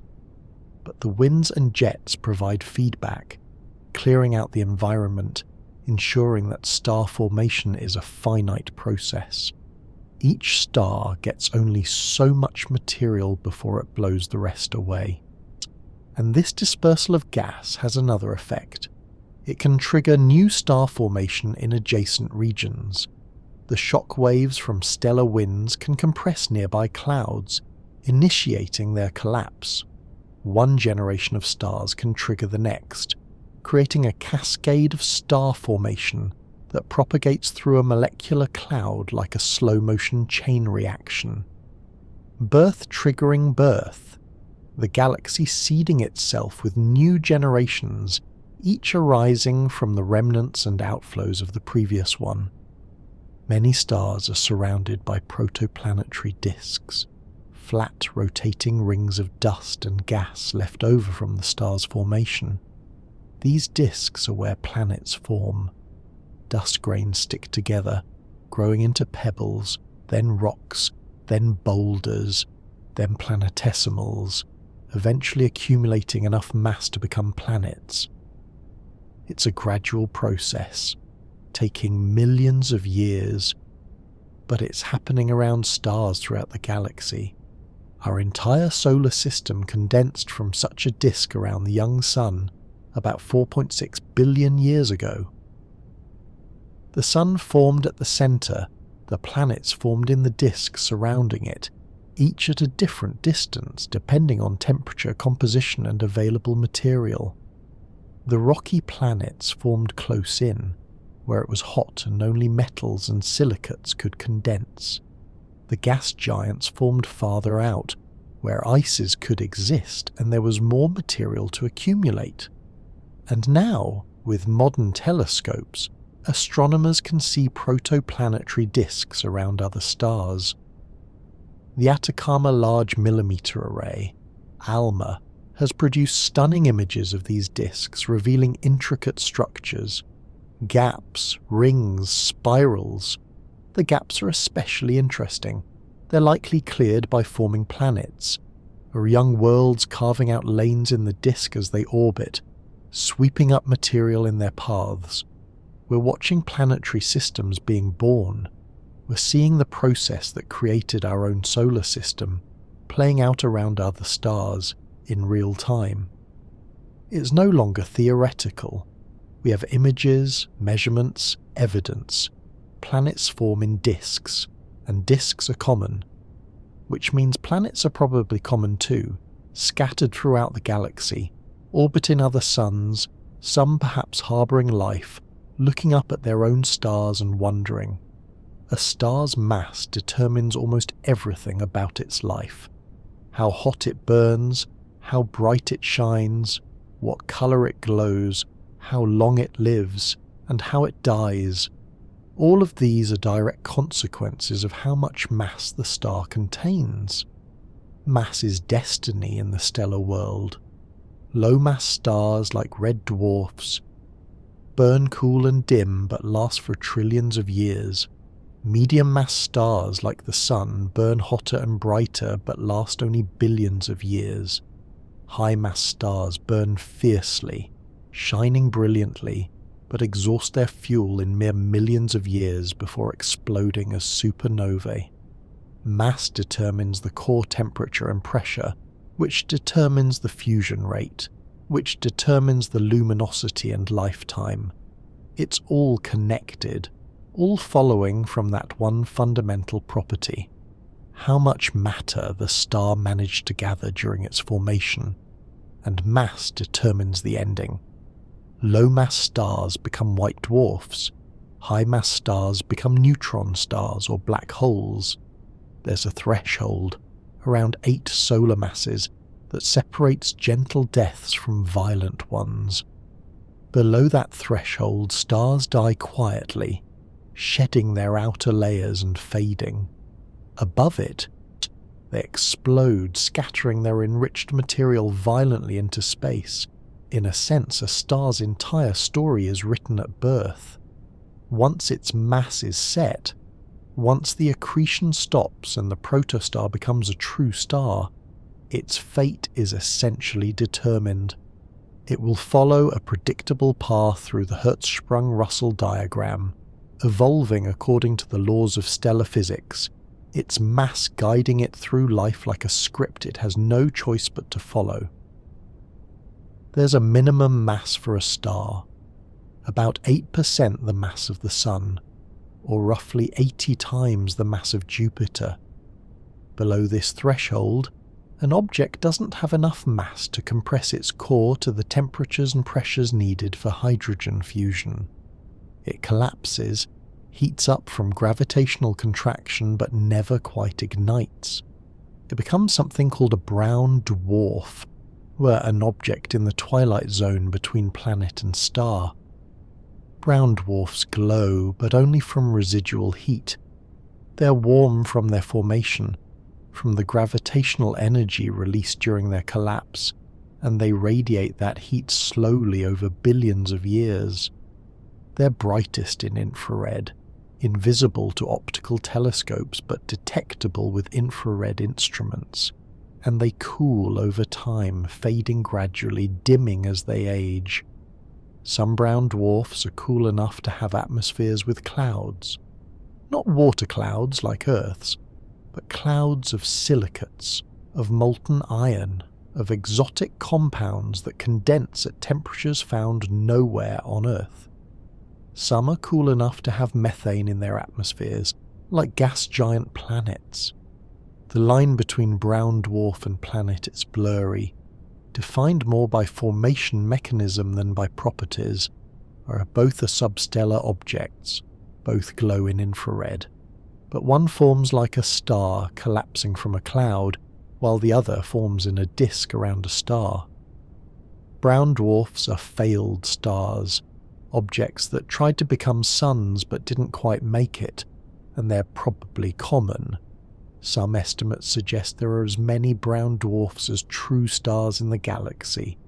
They're just hard to see, dim and cool, lurking invisibly in the spaces between stars, ghosts of stellar formation. There's also a maximum mass for a star, somewhere around 150 to 200 solar masses. Above this limit, stars become unstable. They produce so much radiation pressure, light pushing outward from the intense fusion in their cores, that they start to blow themselves apart. The outward force of radiation exceeds the inward pull of gravity, and the star sheds mass through incredibly powerful stellar winds. The most massive known stars push this limit. R136A1, in the Tarantula Nebula of the Large Magellanic Cloud, weighs about 260 solar masses, though it may have been even heavier when it first formed, already having lost significant mass to stellar winds. It's unimaginably luminous, outputting as much light in 6 seconds as the sun does in an entire year. Stars like R136A1 don't live long. They burn through their fuel at a furious rate, racing through their life cycles in just a few million years. And they're rare. There are only a handful known in the entire Milky Way and nearby galaxies. They're extremes, outliers, stars existing at the edge of what physics allows, and when they die, they don't just go supernova. And the most massive ones might explode so violently that they leave nothing behind.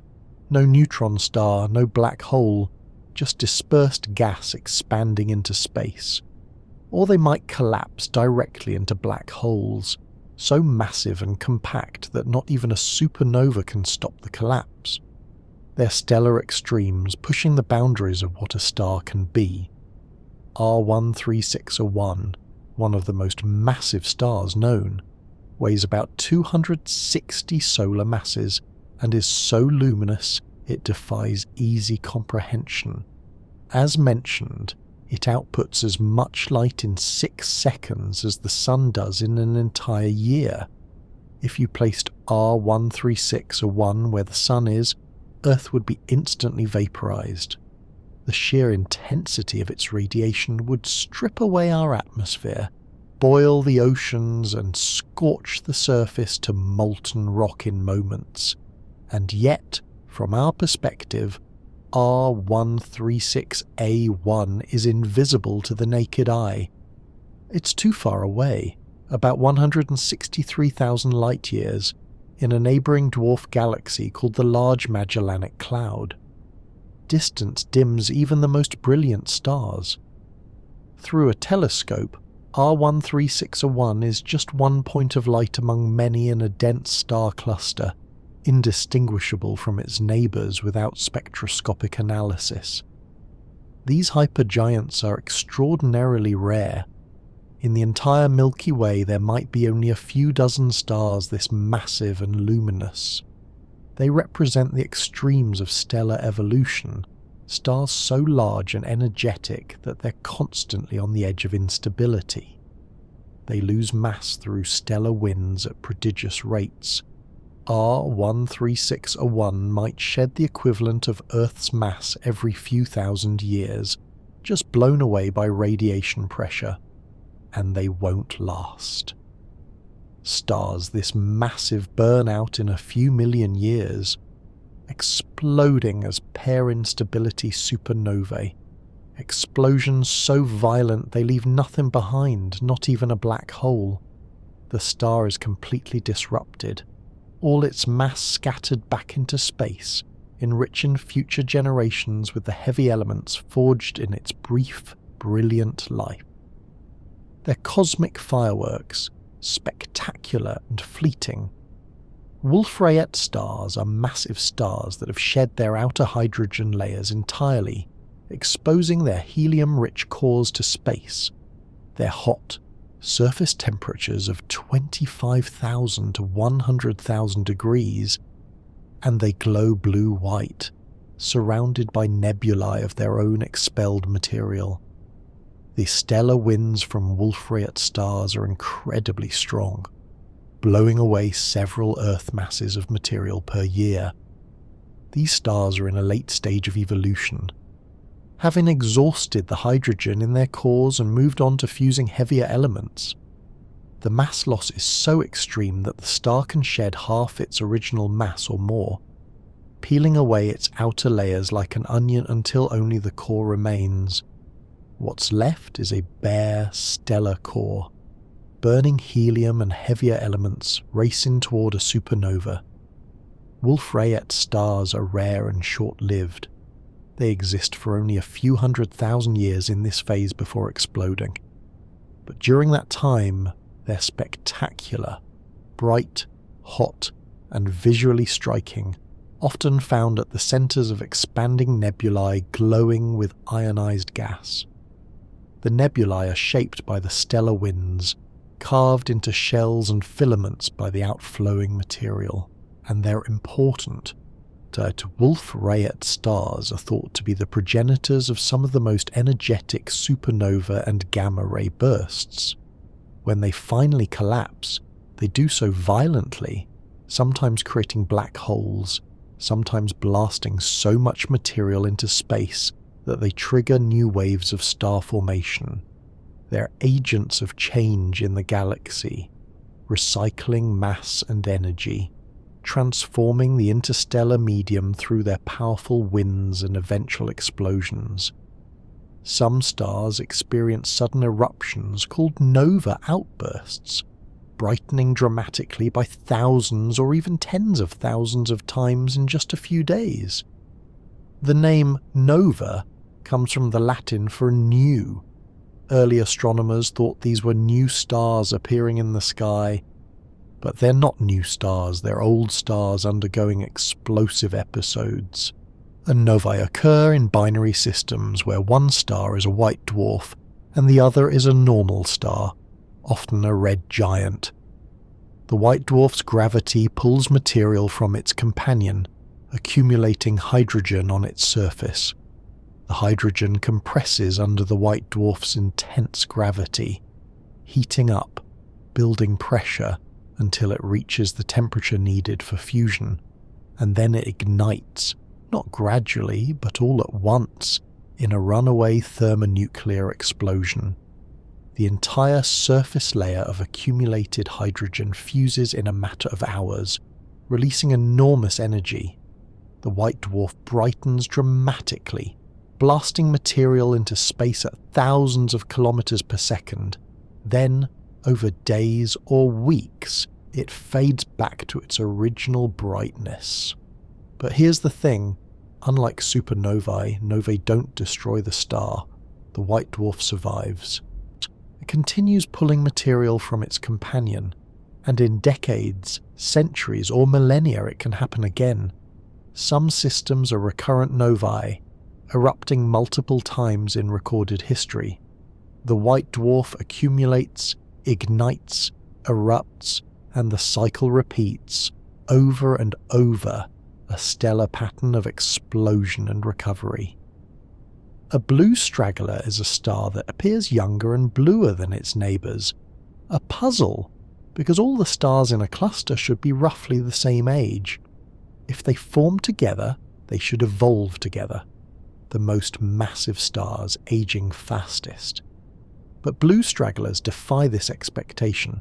They're hot, blue, and apparently young, surrounded by older, cooler stars. How is this possible? The leading explanation is that blue stragglers are the result of stellar interactions. Perhaps two stars in a binary system merged, in combining their mass into a single, more massive star. More mass means higher temperature, bluer colour, and from a distance it looks younger. Or perhaps a star captured material from a companion, gaining mass and rejuvenating itself. Blue stragglers are common in dense environments, globular clusters, where stars are packed closely enough for interactions and collisions to occur. They're stellar Peter Pans, appearing to have avoided aging through cosmic accidents. But they haven't actually cheated time, they've just reset the clock by gaining mass, giving themselves new fuel and a new lease on life. and they remind us that stellar evolution isn't always simple or predictable. Stars interact, they collide, merge, exchange mass. What looks like a single star might be the product of two stars merging. What looks young might be old but disguised. The universe is full of these complications, these exceptions to the rules. Stars whose stories are more complex than a simple birth-life-death narrative. The Sun loses mass constantly, about 6 million tons per second through radiation and solar wind combined. 4 million tons become energy through fusion, and another 2 million tons are carried away by the solar wind as actual particles streaming into space. It sounds catastrophic, doesn't it? Millions of tons every second forever. But the Sun is so massive that this loss barely registers. Its total mass is about 2 times 10 to the 30th power kilograms. That's a 2 followed by 30 zeros. Losing 6 million tons per second sounds significant, but it's such a tiny fraction of the Sun's total mass that it would take tens of billions of years to make a noticeable difference. The Sun has been losing mass at this rate for nearly 5 billion years, and it's lost less than 0.1% of its original mass. Still, over the very long term, the mass loss does matter. As the Sun loses mass, its gravitational pull on the planets weakens slightly. Earth's orbit will gradually expand, drifting outward by a small but measurable amount over billions of years. Not enough to save us from the Sun's eventual expansion into a red giant, but enough to be detectable in precise orbital calculations. It's strange to think about, isn't it? The Sun is not a fixed, unchanging object. It's constantly bleeding mass into space, radiating itself away bit by bit, slowly diminishing over eons. And yet it feels so permanent, so steady, so reliable. The Sun rises, the Sun sets, day after day, year after year, for your entire life and all the lives before yours. But even the Sun is temporary, gradually spending itself 1 million tons at a time. In binary systems, stars can steal material from their companions, sometimes dramatically altering their evolution. If one star swells into a red giant and its outer layers extend past the Roche limit, the point where its companion's gravity becomes dominant, material begins flowing from one star to the other. This mass transfer can completely change the fates of both stars. A small star feeding on a giant companion can gain enough mass to outlive its partner. A white dwarf accumulating material from a companion can exceed the Chandrasekhar limit, about 1.4 solar masses, and explode in a Type 1 supernova. A neutron star pulling material from a companion can spin up to millisecond periods, becoming a pulsar rotating hundreds of times per second. Binary interactions create some of the most exotic and energetic phenomena in astronomy. X-ray binaries, cataclysmic variables, symbiotic stars, blue stragglers. 2 stars can do things one star never could. They can exchange mass, spin each other up, trigger explosions, merge together. They're partners in a gravitational dance that can last billions of years, each affecting the other's evolution in complex, often unpredictable ways. And perhaps most remarkably, this mass transfer can create systems where a low-mass star lives longer than it would have alone, sustained by material stolen from its partner. It's cosmic vampirism, one star feeding on another to extend its life. But it's mutual. The donor star loses its outer layers gradually, avoiding a violent death, while the recipient gains mass and energy. They're locked together, bound by gravity, influencing each other until one or both finally runs out of options. There's a theoretical object called a Thorne-Zhitkov object, a star with a neutron star at its core instead of a normal stellar interior. It would form if a neutron star spiraled into and merged with a red giant, sinking to the center and replacing the giant's core with a city-sized ball of neutrons. From the outside, a Thorne-Zhitkov object would look like a normal red giant or supergiant, but inside the physics would be completely different. The neutron star core would accrete material from the surrounding envelope, heating it to enormous temperatures, possibly generating unusual nuclear reactions that would create elements difficult to produce in normal stars. The spectrum might show odd abundance patterns, too much molybdenum, too much rubidium, signatures that something strange is happening inside. Only a handful of candidate Thorne-Zhitkov objects have been identified, and even those are uncertain. They're rare, requiring a very specific set of circumstances: a neutron star and a red giant in a binary system, orbiting close enough for the neutron star to eventually spiral inward and merge. Most of the time, the neutron star would just disrupt the giant or get ejected from the system. But occasionally, under just the right conditions, it might sink to the center, creating one of the most bizarre stellar structures imaginable. It's a reminder that the universe can create configurations we'd never think of on our own. A star within a star, a neutron star masquerading as a red giant, hybrid objects that blur the boundaries between different types of stellar remnants. Nature is more creative than our theories, always finding new ways to combine matter and gravity and energy into unexpected forms. Stars undergo convection, hot material rising from the interior, cool material sinking back down, creating circulation patterns like water boiling in a pot. In the Sun, this convection happens in the outer third or so of its radius, just beneath the photosphere. The rising material carries heat from deeper layers to the surface, where it radiates into space. You can see the effects of convection on the Sun's surface. The photosphere has a granulated texture, a salt and pepper pattern of bright cells surrounded by darker borders. Each bright cell, called a granule, represents hot plasma rising from below. The dark borders are cooler plasma descending.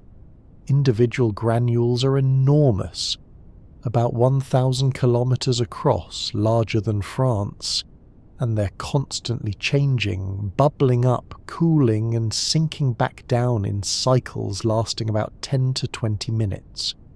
Convection is important because it transports energy and mixes material. In the Sun, it brings freshly fused helium from the radiative zone outward, and it carries surface material inward where it can eventually be processed through fusion. In smaller stars, convection can extend all the way to the core, thoroughly mixing the star's interior. This is why red dwarfs are so long-lived. Their convection brings all their hydrogen to the core eventually, allowing them to fuse it all instead of just the central portion. And convection plays a role in generating magnetic fields.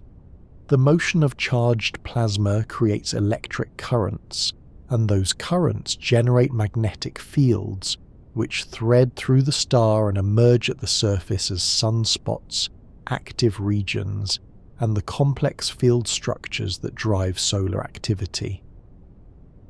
Convection is the engine behind much of a star's dynamic behavior.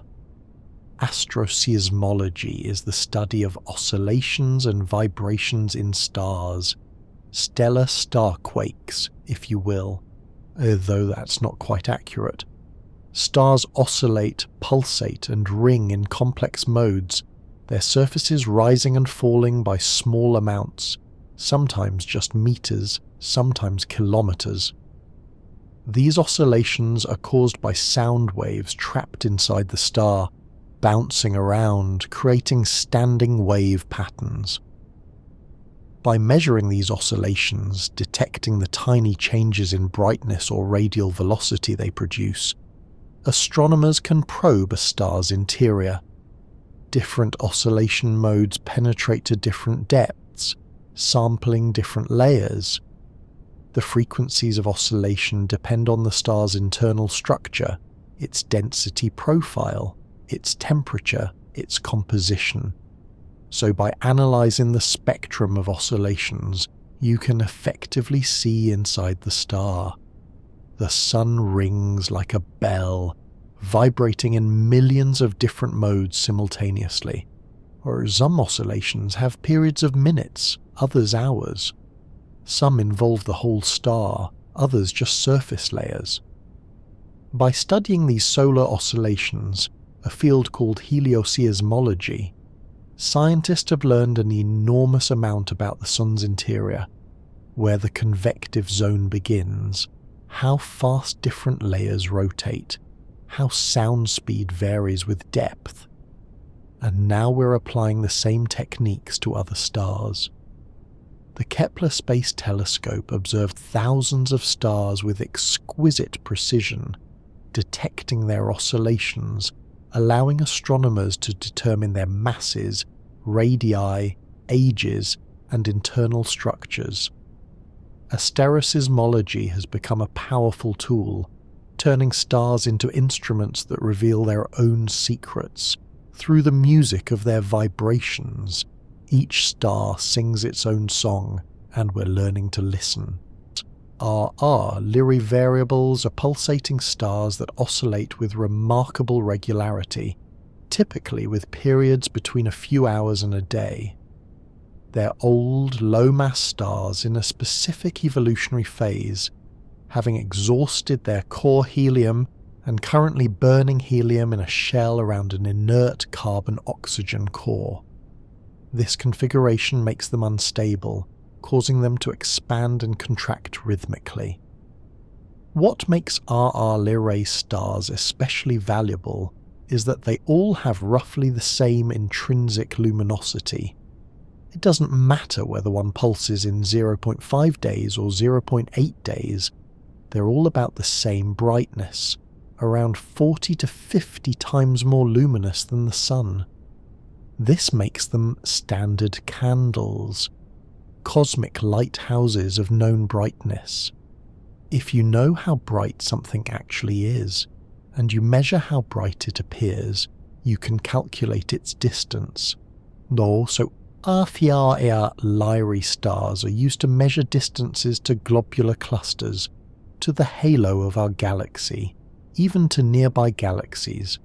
They're not as luminous as Cepheid variables, so they don't reach as far, but they're common in old stellar populations, making them useful for mapping ancient structures. They're found throughout the galaxy's halo and in globular clusters, pulsing steadily, marking time like cosmic metronomes.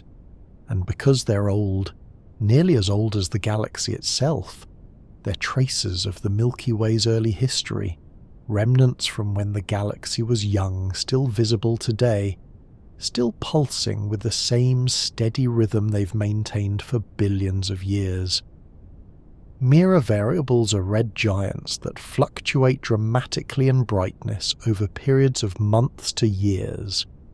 Unlike the regular, near predictable oscillations of Cepheids or RR Lyrae stars, Mira variables can vary by enormous factors, some dim by a factor of 1,500 or more, cycling from easily visible to the naked eye to completely invisible over the course of their period.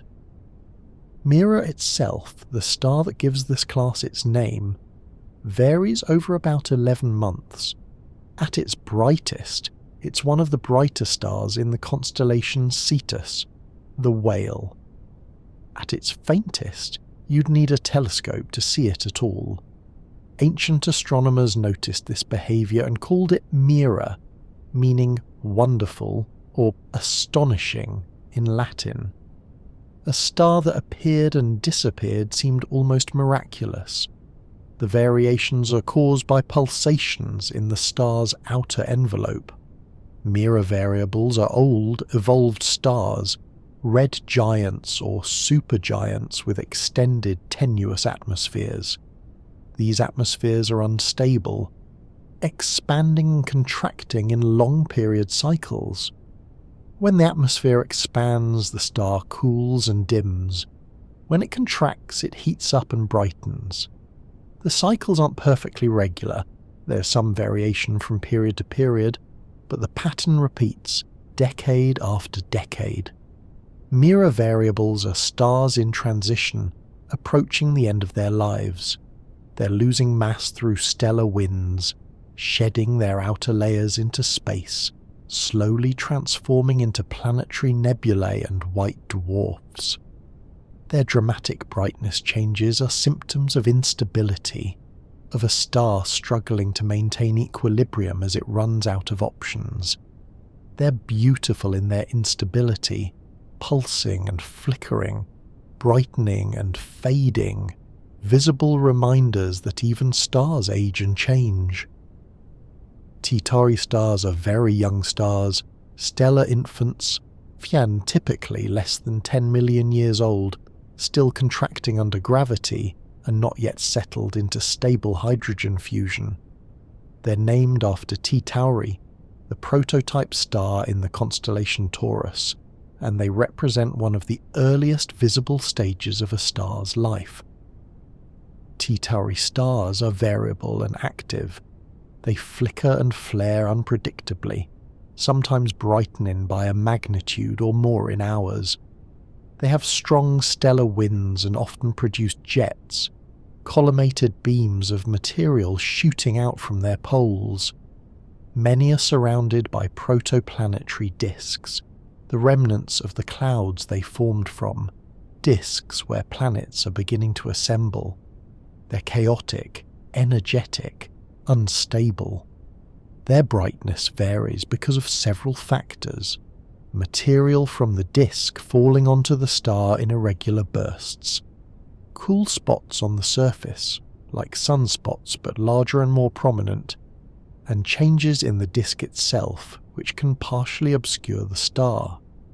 They're learning to be stars, going through an awkward adolescence before settling into the long, stable main sequence phase. And they're important for understanding planet formation. By observing T-Tauri stars and their disks, astronomers can watch planets forming in real time, or as close to real time as astronomy allows. The gaps and rings visible in some disks likely mark the locations of forming planets. The composition of the disk reveals what materials are available. T-Tauri stars are laboratories for studying how solar systems come into being, how stars and planets evolve together from a common cloud of gas and dust. Herbig-Haro objects are small, and as glowing nebulae formed when jets from young stars collide with surrounding gas clouds at high speeds. The collisions create shock waves, heating the gas to thousands of degrees, causing it to glow in visible light. These objects are signposts of star formation, markers that reveal where protostars are actively ejecting material. They're named after George Herbig and Guillermo Haro, who independently studied them in the 1950s. At the time, their nature was mysterious. Small, nebulous patches that seemed to change shape over years, appearing in regions of active star formation, but not clearly associated with any particular star. Now we understand them as the collision zones where stellar jets meet the interstellar medium. Herbig-Haro objects are dynamic, evolving on human timescales. Because the jets move at hundreds of kilometers per second, and because they're relatively close to us astronomically, you can actually see them changing if you compare images taken years apart. The bright knots move, new features appear, old ones fade.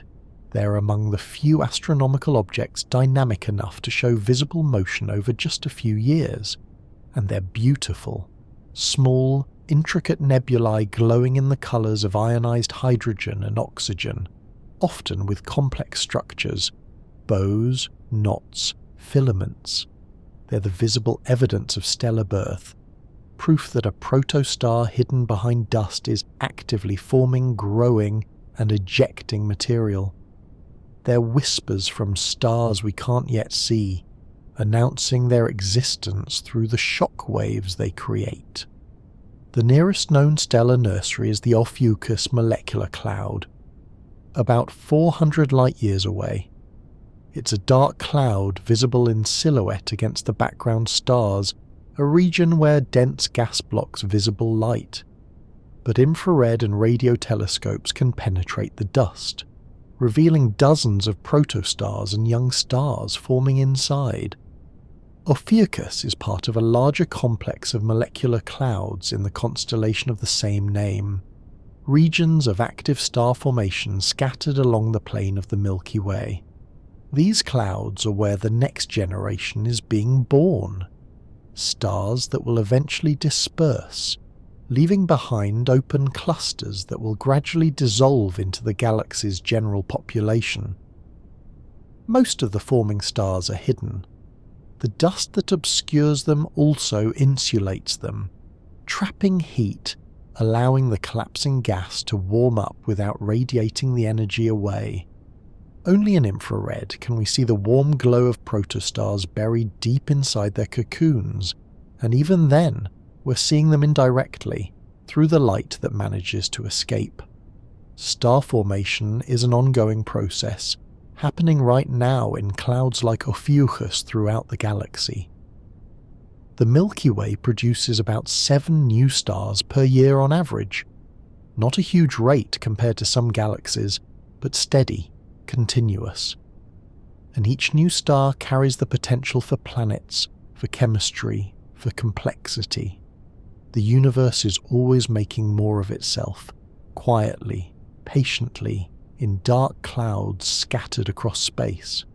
Some stars are flung out of galaxies entirely, ejected at speeds of millions of miles per hour through gravitational interactions.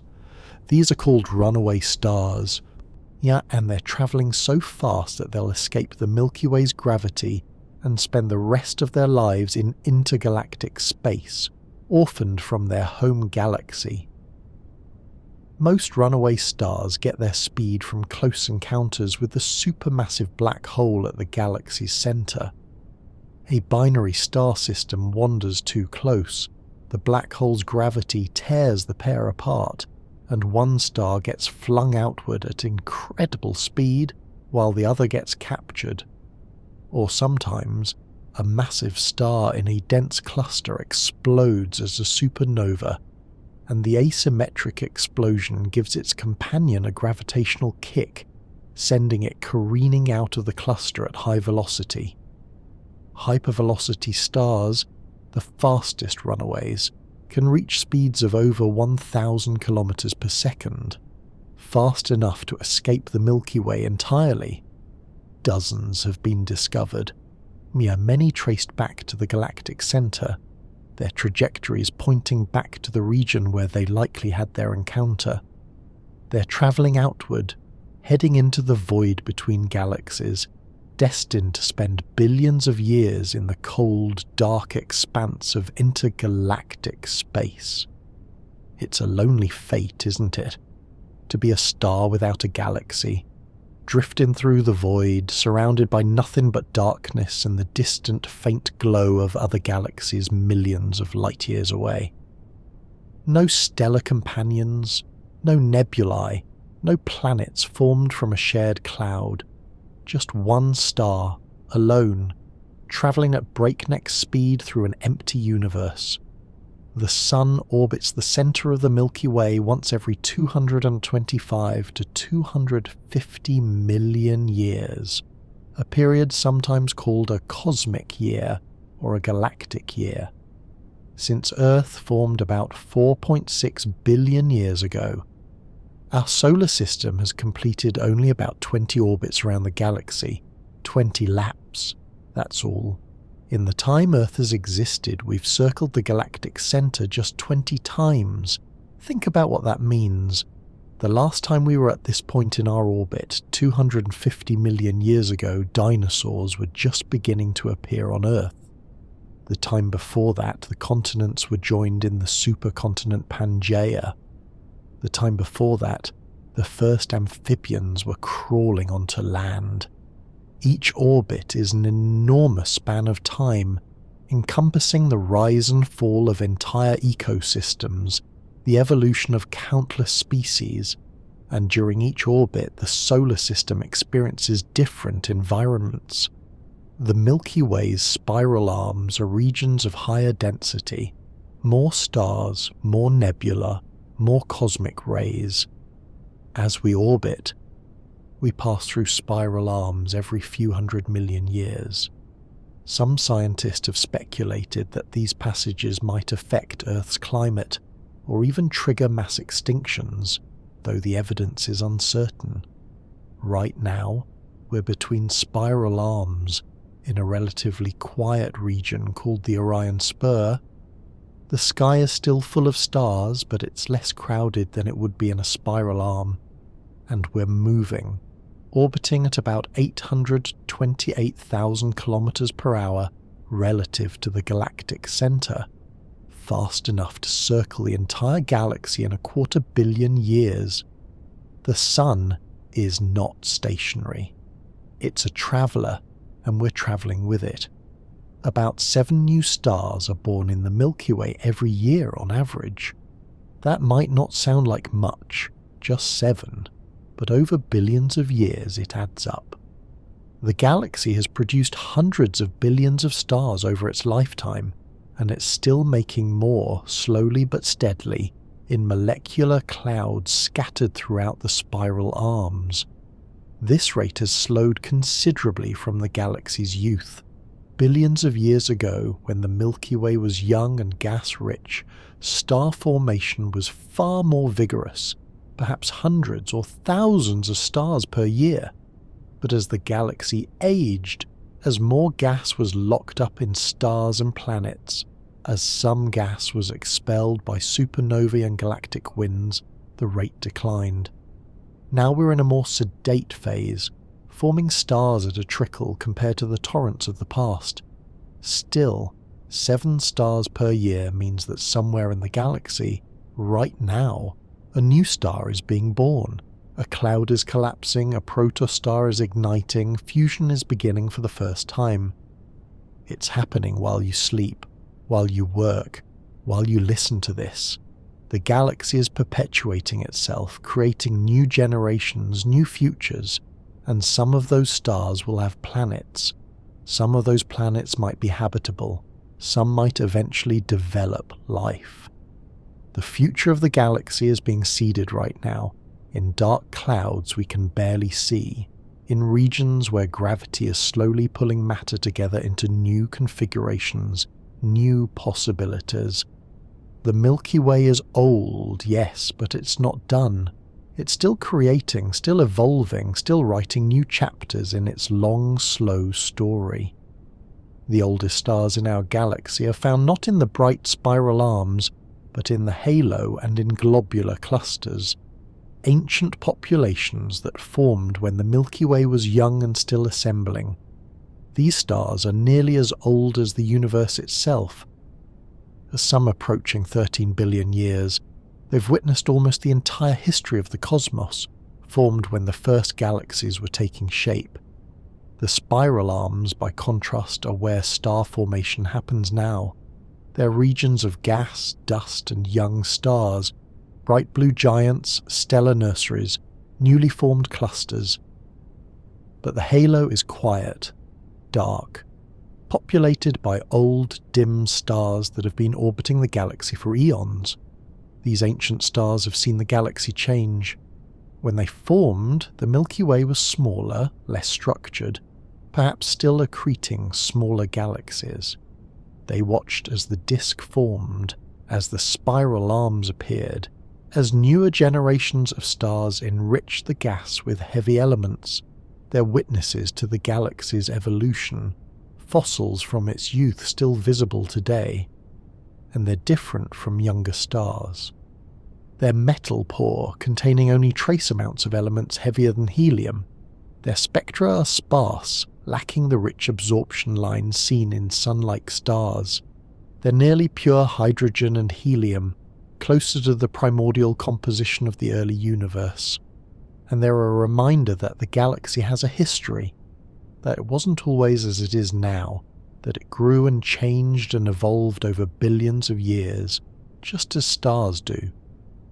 Some stars have been caught in the act of being consumed by black holes, torn apart by tidal forces in events called tidal disruption events. When a star wanders too close to a supermassive black hole, the kind that lurks at the centre of most galaxies, the black hole's gravity becomes so strong and so unevenly distributed that it stretches the star into a long, thin stream of material. This process is called spaghettification, and it's exactly what it sounds like. The side of the star closer to the black hole experiences stronger gravity than the far side, and the difference pulls the star apart.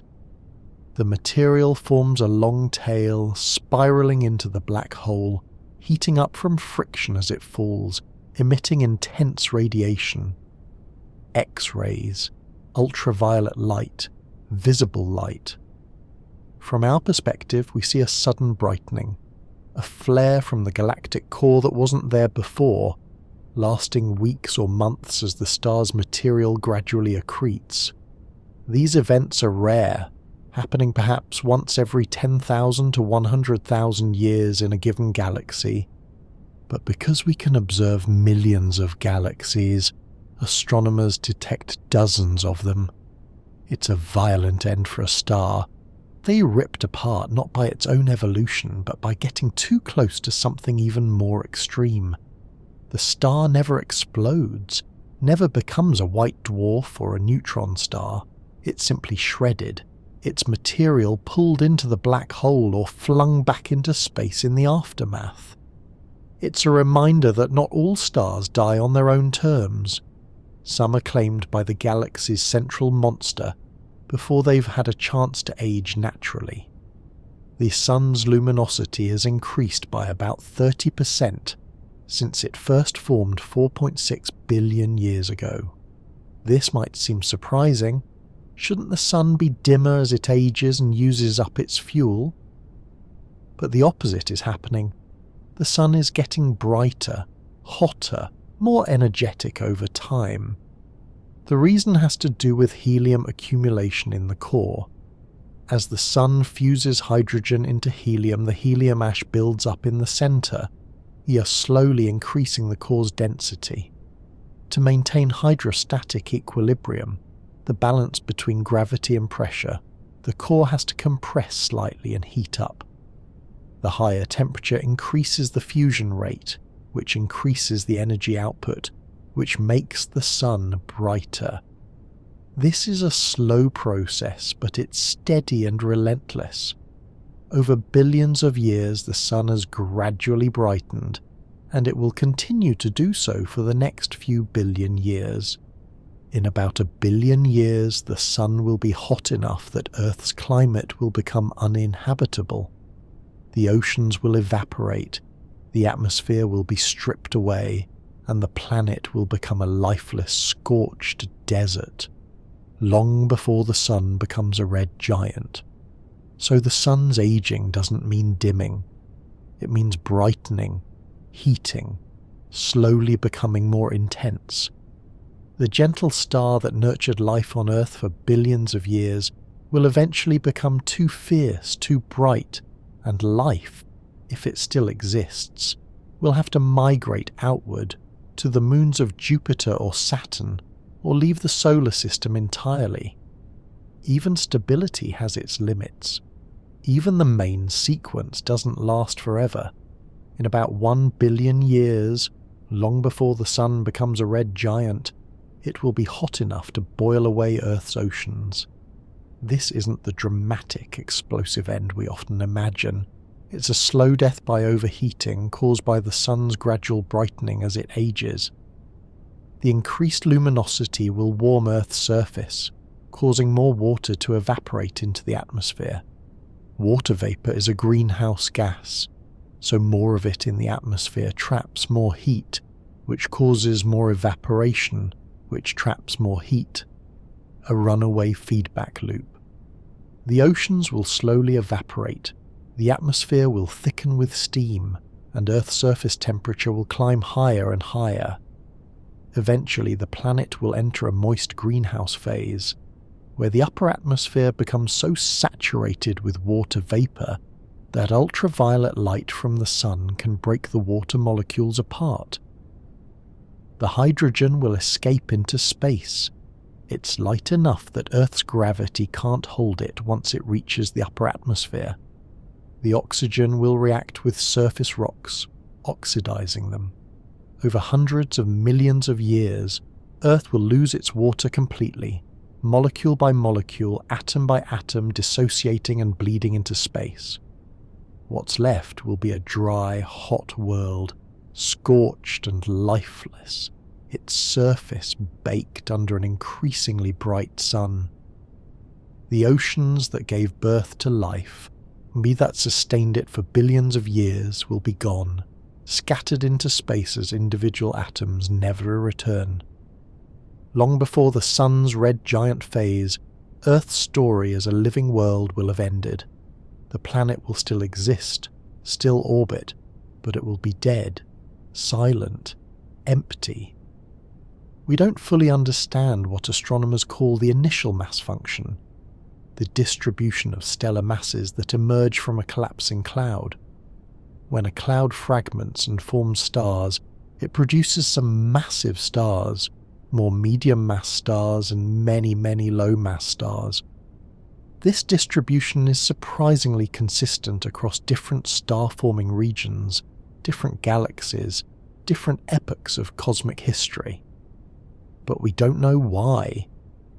Why does nature produce this specific ratio? Why not more massive stars and fewer small ones, or vice versa? The physics of cloud collapse, fragmentation and accretion can explain some of it.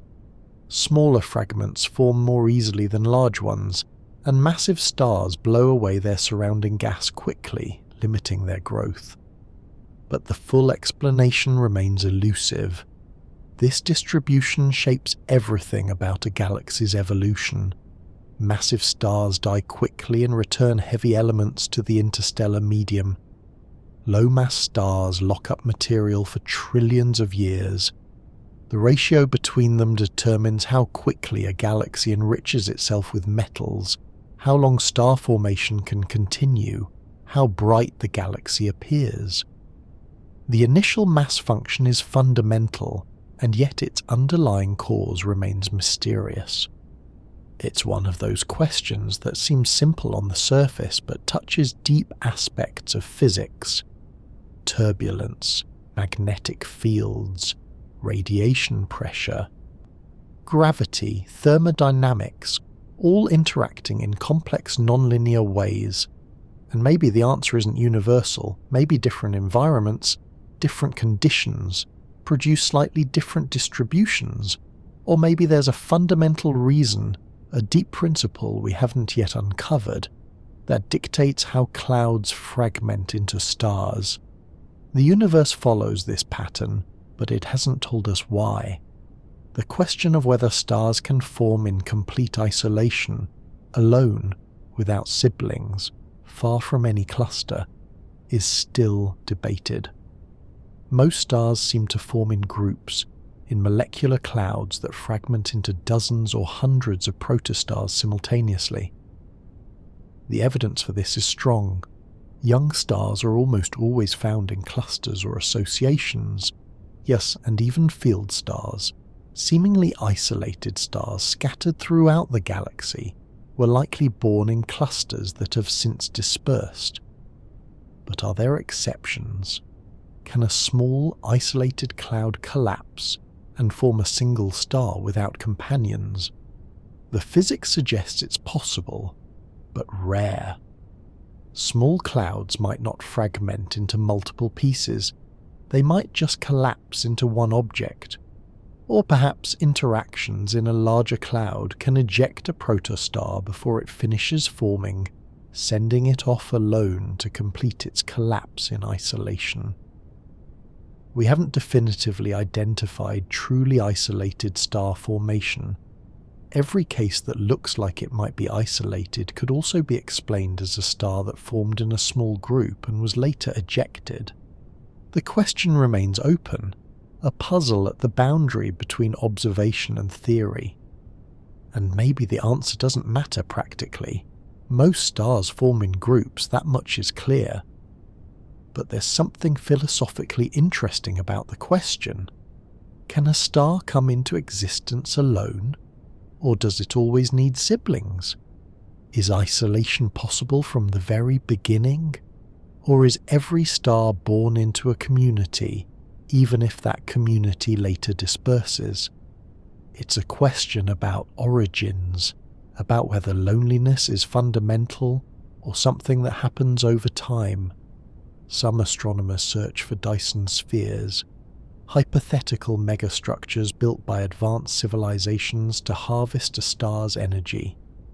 The idea, proposed by physicist Freeman Dyson in 1960, is simple. A sufficiently advanced civilization might surround its star with a swarm of solar collectors, capturing most or all of the star's light to power its activities. A star surrounded by such a structure would appear unusual. It would be dim or invisible in visible light. The collectors would absorb the star's radiation, but bright in infrared, re-radiating the captured energy as waste heat. So astronomers look for objects with strange spectra. Too dim in visible light, too bright in infrared, with temperatures suggesting artificial structures rather than natural processes. No convincing Dyson sphere candidates have been found yet. There have been intriguing objects, stars that dim irregularly, unusual infrared signatures, but all have been explained by natural phenomena, dust clouds, comets, circumstellar disks. The search continues though, because the implications of finding one would be profound. It would be direct evidence of a technological civilization, proof that we're not alone. That intelligence exists elsewhere and has reached a level of sophistication far beyond our own. It's a long shot, of course. But it's one of the few ways we might detect alien civilizations without receiving deliberate signals. If they exist, and if they build megastructures, and if we're lucky enough to be looking in the right direction, we might see them. Not as radio transmissions or laser pulses, but as stars that don't quite behave like stars should. Every star is unique. Even stars of the same mass, the same age, the same composition will differ in subtle ways. Their rotation rates, their magnetic activity, their oscillation modes, the details of their spectra. No two stars are exactly alike, just as no two planets, no two people are exactly alike. Each star has its own fingerprint, its own story written in the light it emits. And that light carries information across vast distances and vast spans of time. The photons arriving at your eyes right now from a distant star might have been travelling for hundreds or thousands of years, carrying a message about conditions in that star's atmosphere, its temperature, its composition, its motion. By the time you see it, the star itself might have changed, might even have died, but the light preserves a moment in time, a snapshot of how things were when the photons began their journey. Every star is a cosmic fingerprint unique in space and time, and when you look up at the night sky, you're seeing not just a collection of distant suns, but the universe writing its autobiography in starlight. You're seeing history, events that happened years, decades, centuries, 3 millennia ago, preserved and transmitted as electromagnetic radiation, crossing the emptiness of space to reach your eyes. The stars aren't just objects, they're messages, they're stories, they're evidence of processes happening far away and long ago, processes governed by the same physical laws that govern your body, your world, the sun that warms your face. And in that sense, looking at stars is a way of connecting with the universe, of receiving its signals, of reading the messages written in light. Stars don't just exist in space, they exist in time, evolving through distinct phases, each phase a chapter in a story that can last billions of years. A star's life is not a single state but a progression, a journey from formation to dissolution, from darkness through light and back to darkness again. And we can map that journey. The Hertzsprung-Russell diagram, a plot of stellar luminosity versus temperature, is essentially a map of stellar evolution. Most stars spend their lives on the main sequence, a diagonal band across the diagram where hydrogen-burning stars live. But as stars age, they move off the main sequence, up toward the red giant branch, then across to the horizontal branch, then up the asymptotic giant branch. Each region of the diagram represents a different phase of evolution, a different configuration of the star's interior. By observing many stars at different stages, we can piece together the complete narrative. What happens first, what happens next, how long each phase lasts. We can watch stellar evolution play out across populations of stars, seeing in snapshots what we could never see in real time. And every star follows a path determined by its mass. Low-mass stars take one route through the diagram. High-mass stars take another. The diagram is a roadmap, and a star's mass is its destiny, determining which path it will follow, which phases it will experience, which end it will meet. It's deterministic, predictable, governed by physics. And yet, within that framework, each star is unique, each journey slightly different in its details. There are stars so distant we see them as they were billions of years ago, when the universe was young, when galaxies were still forming, when the first generations of stars were enriching the cosmos with heavy elements for the first time. These ancient photons have been travelling through expanding space for most of the universe's history, finally arriving at our telescopes to tell us about the distant past. Looking at distant stars is looking backward in time. The farther away something is, the longer its light takes to reach us, and the further back in time we are seeing. A star 10 billion light-years away appears as it was 10 billion years ago, when the universe was less than a quarter of its current age, when the Milky Way was still assembling, when the Sun and Earth didn't exist yet. This is one of astronomy's great gifts, the ability to see history directly. We can't travel back in time, but we can observe the past by looking at distant objects. The universe is its own archive, preserving images of earlier epochs in the light still travelling toward us. Every observation of a distant star is an observation of the universe as it was, not as it is. Me and the light carries messages. The spectra of distant stars show us what elements existed back then, how much the universe had been enriched by previous generations. The redshift of the light tells us how much the universe has expanded since the photons were emitted. Distant stars are time capsules, frozen moments from billions of years ago, still visible, still analyzable, still teaching us about the cosmos's youth. Some stars vary for reasons we still don't fully understand. They brighten and dim in irregular patterns, or with periodicities that don't quite match our models, or with sudden outbursts that seem to have no clear trigger. These are the mystery stars, the objects that don't fit neatly into our categories, that challenge our theories. Take Tabby's star, for example, a star that dimmed dramatically and irregularly, sometimes by more than 20%, in patterns unlike any known variable star.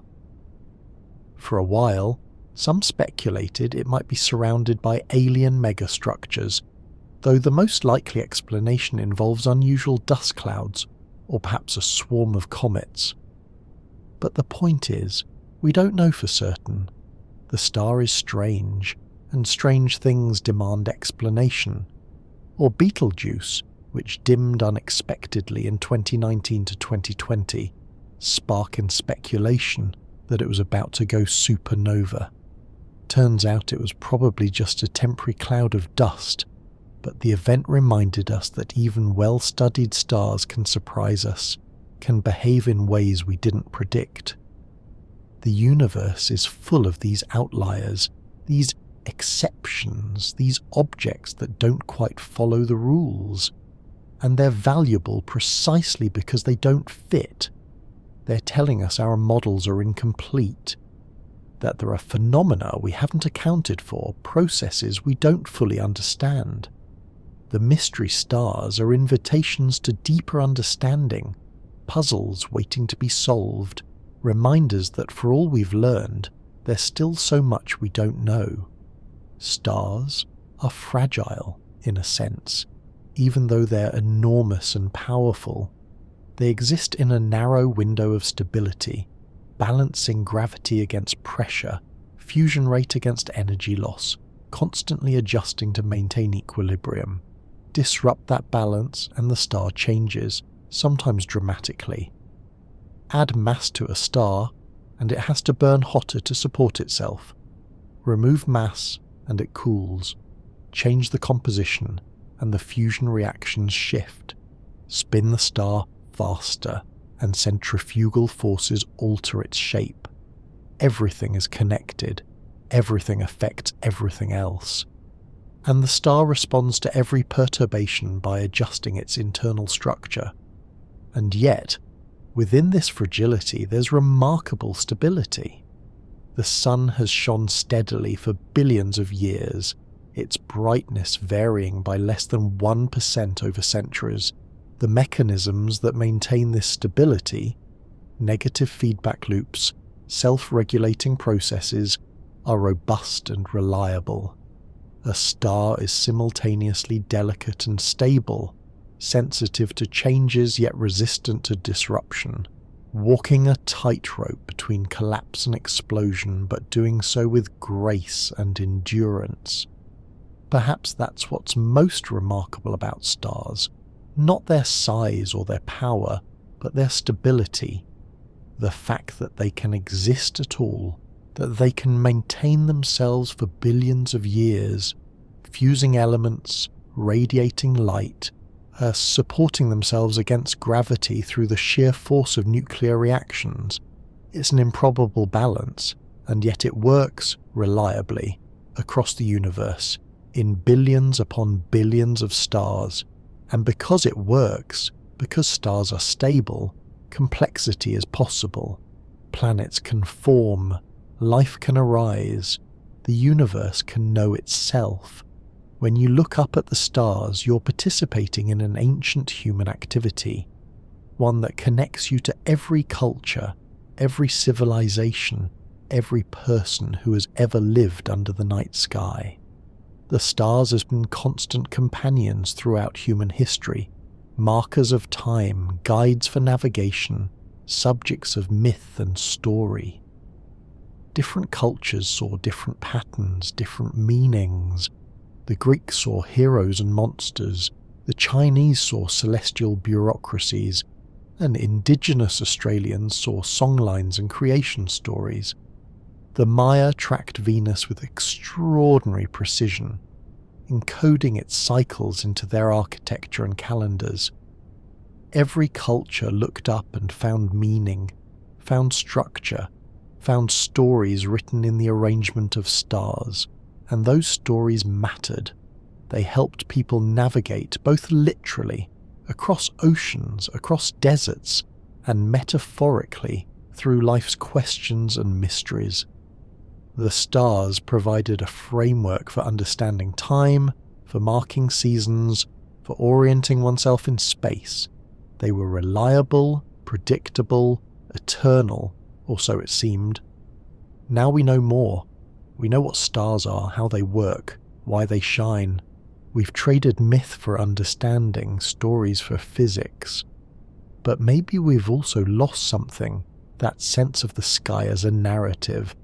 You were as a collection of stories rather than a catalogue of objects. The stars are still there, still shining, still constant. But they mean something different now. They're no longer gods or heroes. They're nuclear furnaces, balls of plasma held together by gravity, following physical laws. Perhaps both views are true. Perhaps the stars can be both physics and poetry. The light from some stars has been travelling for so long that it carries information about galaxies and structures that no longer exist in their original form. The universe is dynamic. Galaxies merge, stars explode, structures evolve.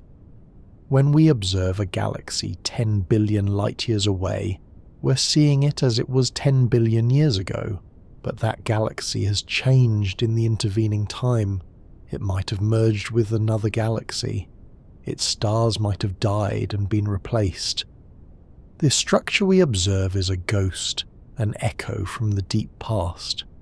This means that the universe we see is not the universe as it exists now. It's a patchwork of different times, nearby objects as they were recently, distant objects as they were long ago. The farther we look, the further back we see, until at the edge of the observable universe we're seeing light from just a few 100 million years after the Big Bang. We're looking at a universe that no longer exists in that form, reconstructing history from photons that have been travelling through expanding space for billions of years. Every observation is archaeology, every image a fossil, evidence of what was rather than what is. The stars we see in distant galaxies have likely already died, their light still travelling toward us, their deaths not yet visible because the light from those deaths hasn't reached us yet. It's a strange disconnect, isn't it? The universe we observe is the universe's past. The present is invisible to us, hidden beyond the light travel time, unknowable until enough time passes for the light to arrive. We're always looking backward, always seeing history, never quite catching up to now. Stars create elements, but they don't create them all equally. Hydrogen and helium came from the Big Bang. The primordial elements formed in the first few minutes of the universe's existence. Everything heavier, carbon, oxygen, iron, gold, was forged in stars. But different elements come from different stellar processes, different environments, different types of stars. Carbon and oxygen come from low and medium mass stars, created during helium fusion, and then dispersed when the star becomes a planetary nebula. Iron comes from massive stars, forged in the final stages before a supernova. Gold, platinum and uranium require even more extreme conditions.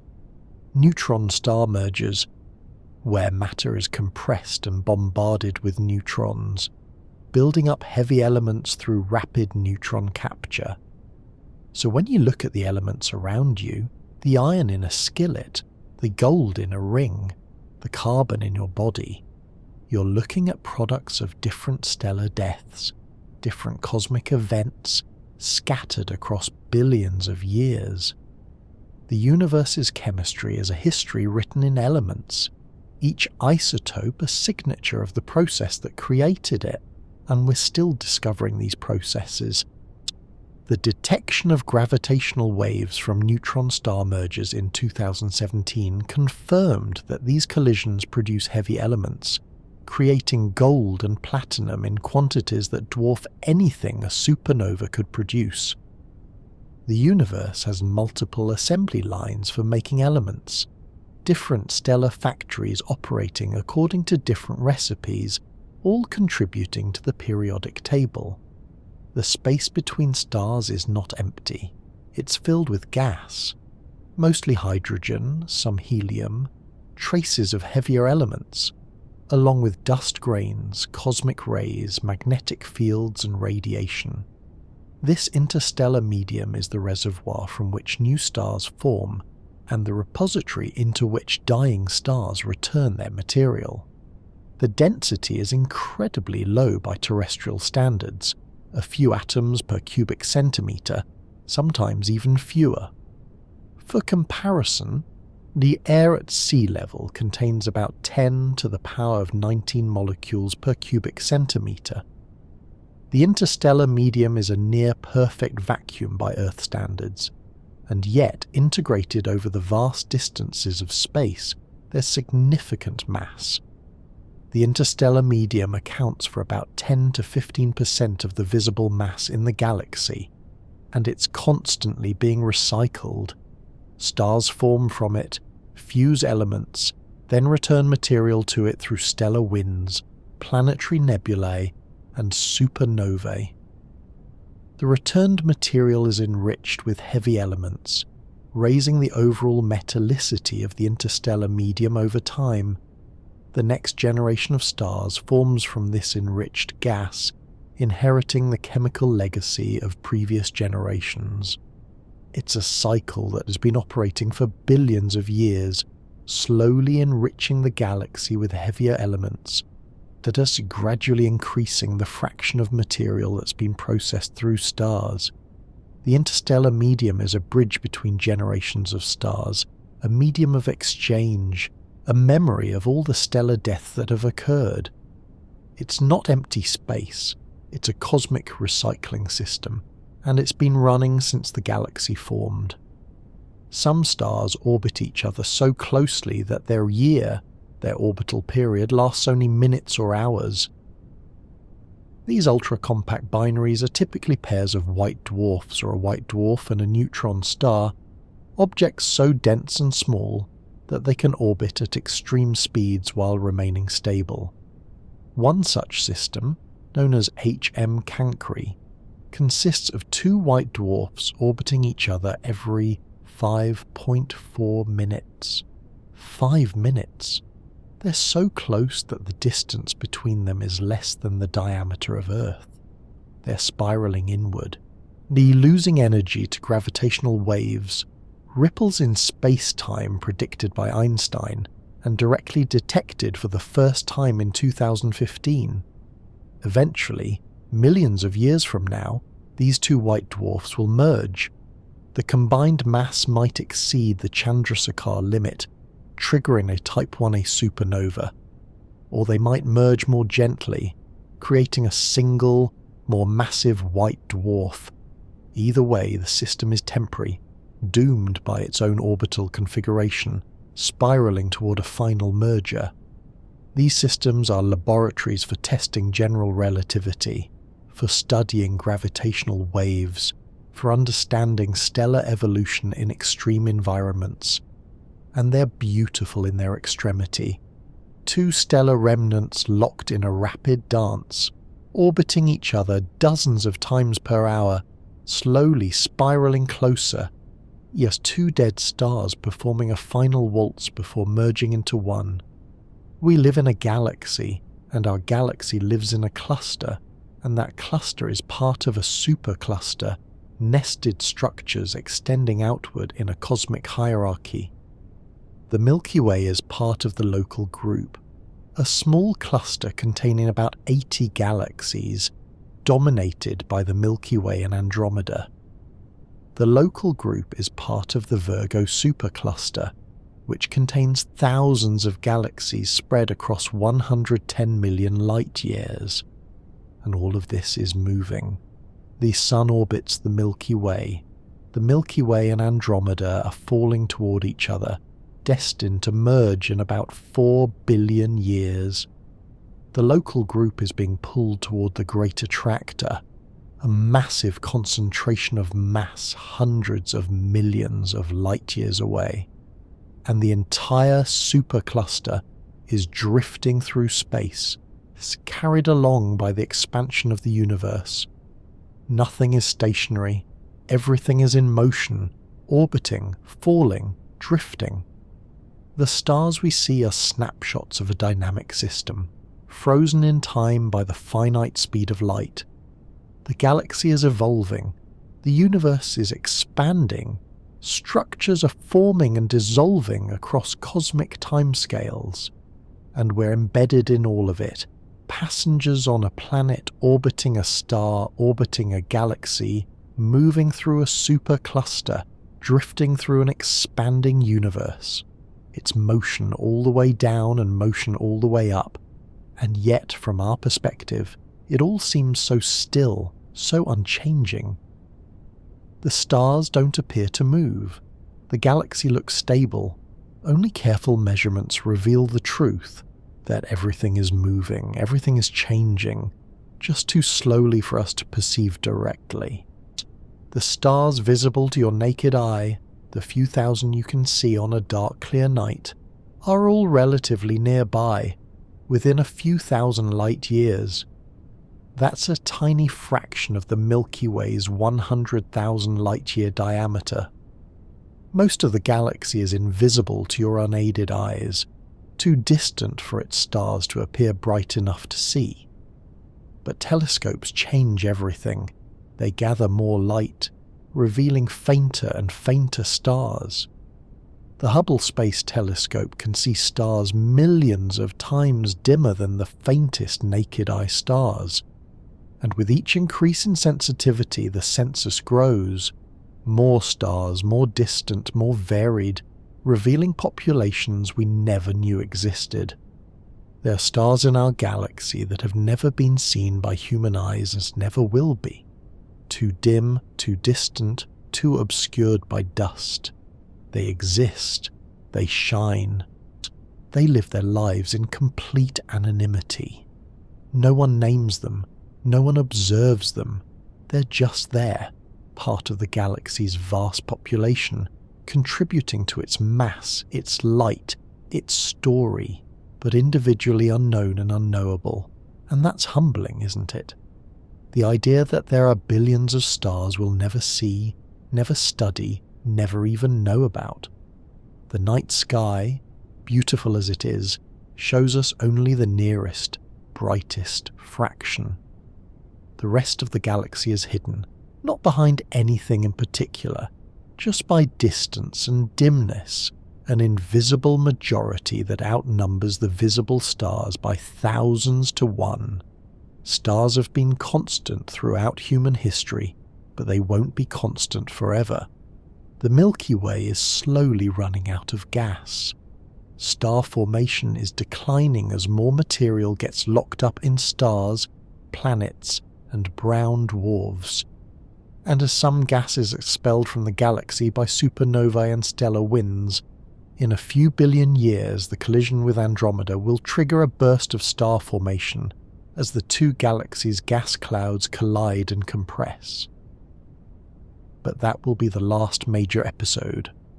After the merger, the combined galaxy will gradually exhaust its remaining gas, and star formation will slow to a trickle, then stop entirely. Eventually, trillions of years from now, no new stars will form. The existing stars will age and die, one by one. The massive stars will go first, exploding as supernovae within millions of years. Then the sun-like stars, fading over billions of years. Finally, the red dwarfs will be the last to go, burning dim and cool for trillions of years before finally exhausting their fuel, and in the far, far future, the galaxy will be dark. No star formation, no bright stars, just white dwarfs cooling, neutron stars spinning down, black holes evaporating through Hawking radiation, over timescales so vast they dwarf the current age of the universe. The age of stars will end. the galaxy will enter a new phase, dark and cold and empty, a graveyard of stellar remnants drifting through space. But that's a long time from now. For now, stars still shine. For now, the galaxy still makes new stars. For now, the night sky still glows with light from countless suns. There's a type of star called a carbon star, a red giant with an atmosphere rich in carbon rather than oxygen. These stars have dredged up carbon from their cores through convection, and the carbon dominates their chemistry, creating unusual molecules in their atmospheres, carbon monoxide, cyanide compounds, even soot particles that give the stars a distinctly reddish or orange hue. Carbon stars are rare, representing a specific phase in the evolution of certain red giants, and they're important because they produce and distribute carbon into the interstellar medium. When they die, shedding their outer layers as planetary nebulae, they enrich the surrounding gas with carbon, the element essential for life as we know it. So carbon stars are, in a sense, factories for biological potential. They create and distribute the raw material for organic chemistry, for amino acids, for DNA.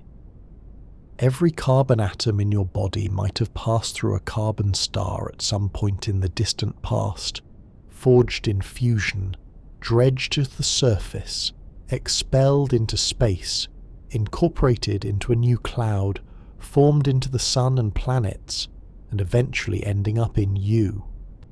It's a long journey, billions of years across light years of space, through multiple stellar generations, and it's happening right now in carbon stars scattered throughout the galaxy, slowly enriching the cosmos with the element that makes complexity possible. Carbon stars are the unsung heroes of biological chemistry, the stars that make life, or at least carbon-based life, a possibility. The night sky is darker than it should be. This is called Olbers' paradox, and it puzzled astronomers for centuries. If the universe is infinite and uniformly filled with stars, then every line of sight should eventually intersect a star surface, and the entire night sky should be as bright as the surface of the sun. But it's not. The sky is dark. Why? The answer has to do with the universe's age and expansion. The universe is not infinitely old.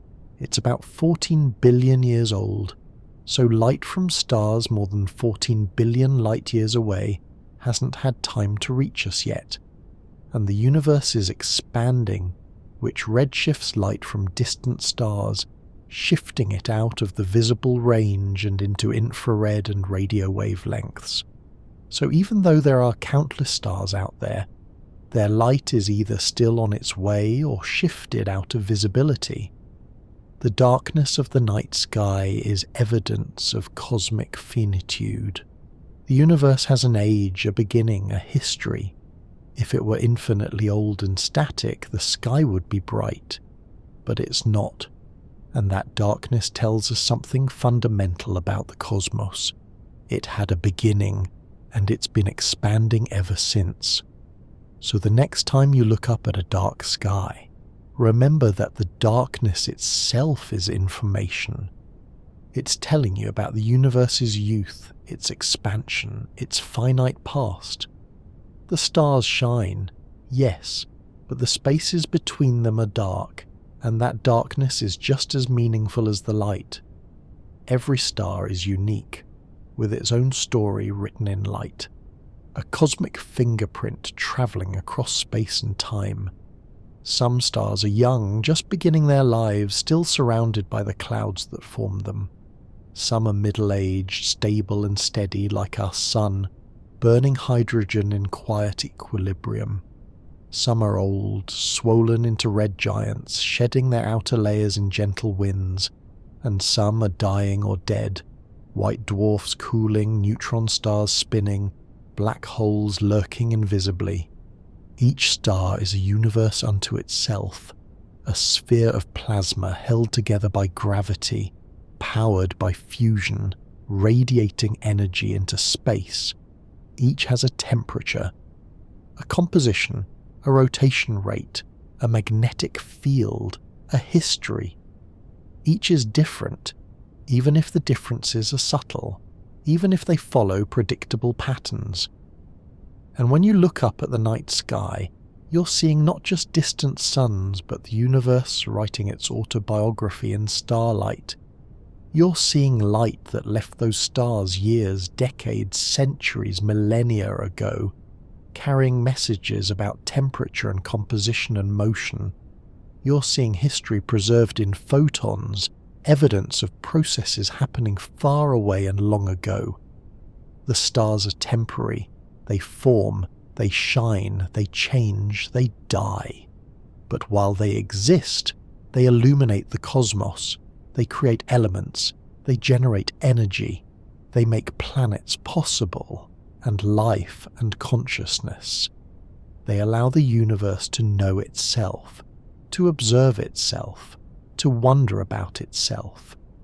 And perhaps that's the most remarkable thing about stars. Not their size or their power, but their role in creating the conditions for complexity, for chemistry, for thought. Without stars, the universe would be dark and simple, just hydrogen and helium expanding forever. No structure, no change, no possibility. But with stars, the universe becomes rich and complex. It makes elements, it makes worlds, it makes you. When you look at the stars, you're looking at your origins. You're made of star stuff, forged in stellar cores, scattered by explosions, assembled into planets, into molecules, into life. The iron in your blood, the calcium in your bones, the oxygen you breathe, all of it was made in stars. You are, quite literally, the universe looking at itself, atoms arranged in such a way that they can contemplate their own origins. And tonight, as you drift towards sleep, know that the stars are still shining. They've been shining for billions of years, and they'll keep shining for billions more. They'll outlast you, outlast your civilization, outlast your species, but for this brief moment, you get to see them. You get to know them. You get to be a part of the universe's long, slow story, written in light across the darkness. And so we've wandered through 100 facts about stars. These distant suns that have watched over Earth since the beginning, burning quietly in the darkness, fusing elements, creating the raw materials for everything we know. From the smallest red dwarfs that will outlive the universe's current age, to the massive blue giants that burn bright and die young. From the sun's steady, yet patient fusion to the violent explosions that scatter heavy elements across space. From ancient stars that witnessed the galaxy's youth, to new stars being born right now in clouds of gas and dust. Stars are not just objects in the sky. They're processes, transformations, stories playing out over billions of years. They're the universe's way of creating complexity, of making elements heavier than helium, of generating the energy and materials that make planets and life possible. They're temporary, all of them, even the longest lived. But their influence lasts. The atoms they forge, the energy they radiate, the structures they create, these persist long after the stars themselves have faded. And perhaps what's most beautiful about stars is this: they connect us. To the cosmos, yes, but also to each other. To every human who has ever looked up in wonder, to ancient navigators and storytellers and dreamers. The same stars that guide you now guided sailors across oceans, guided ancestors across continents, inspired myths and mathematics and philosophy. The stars are a shared inheritance, a common sky, a reminder that for all our differences we're all standing on the same small planet, looking up at the same ancient lights. So rest now, knowing that the stars are out there, shining steadily, doing what they've always done. The universe is vast and old and full of wonders, and you're a part of it, a brief, beautiful arrangement of stardust, capable of thought and wonder and sleep. The stars don't need you to watch them. They'll shine whether you're awake or asleep, whether you exist or not. But for now, you do exist, and you got to know them. And maybe that's enough. Good night, traveller. The stars will still be there in the morning.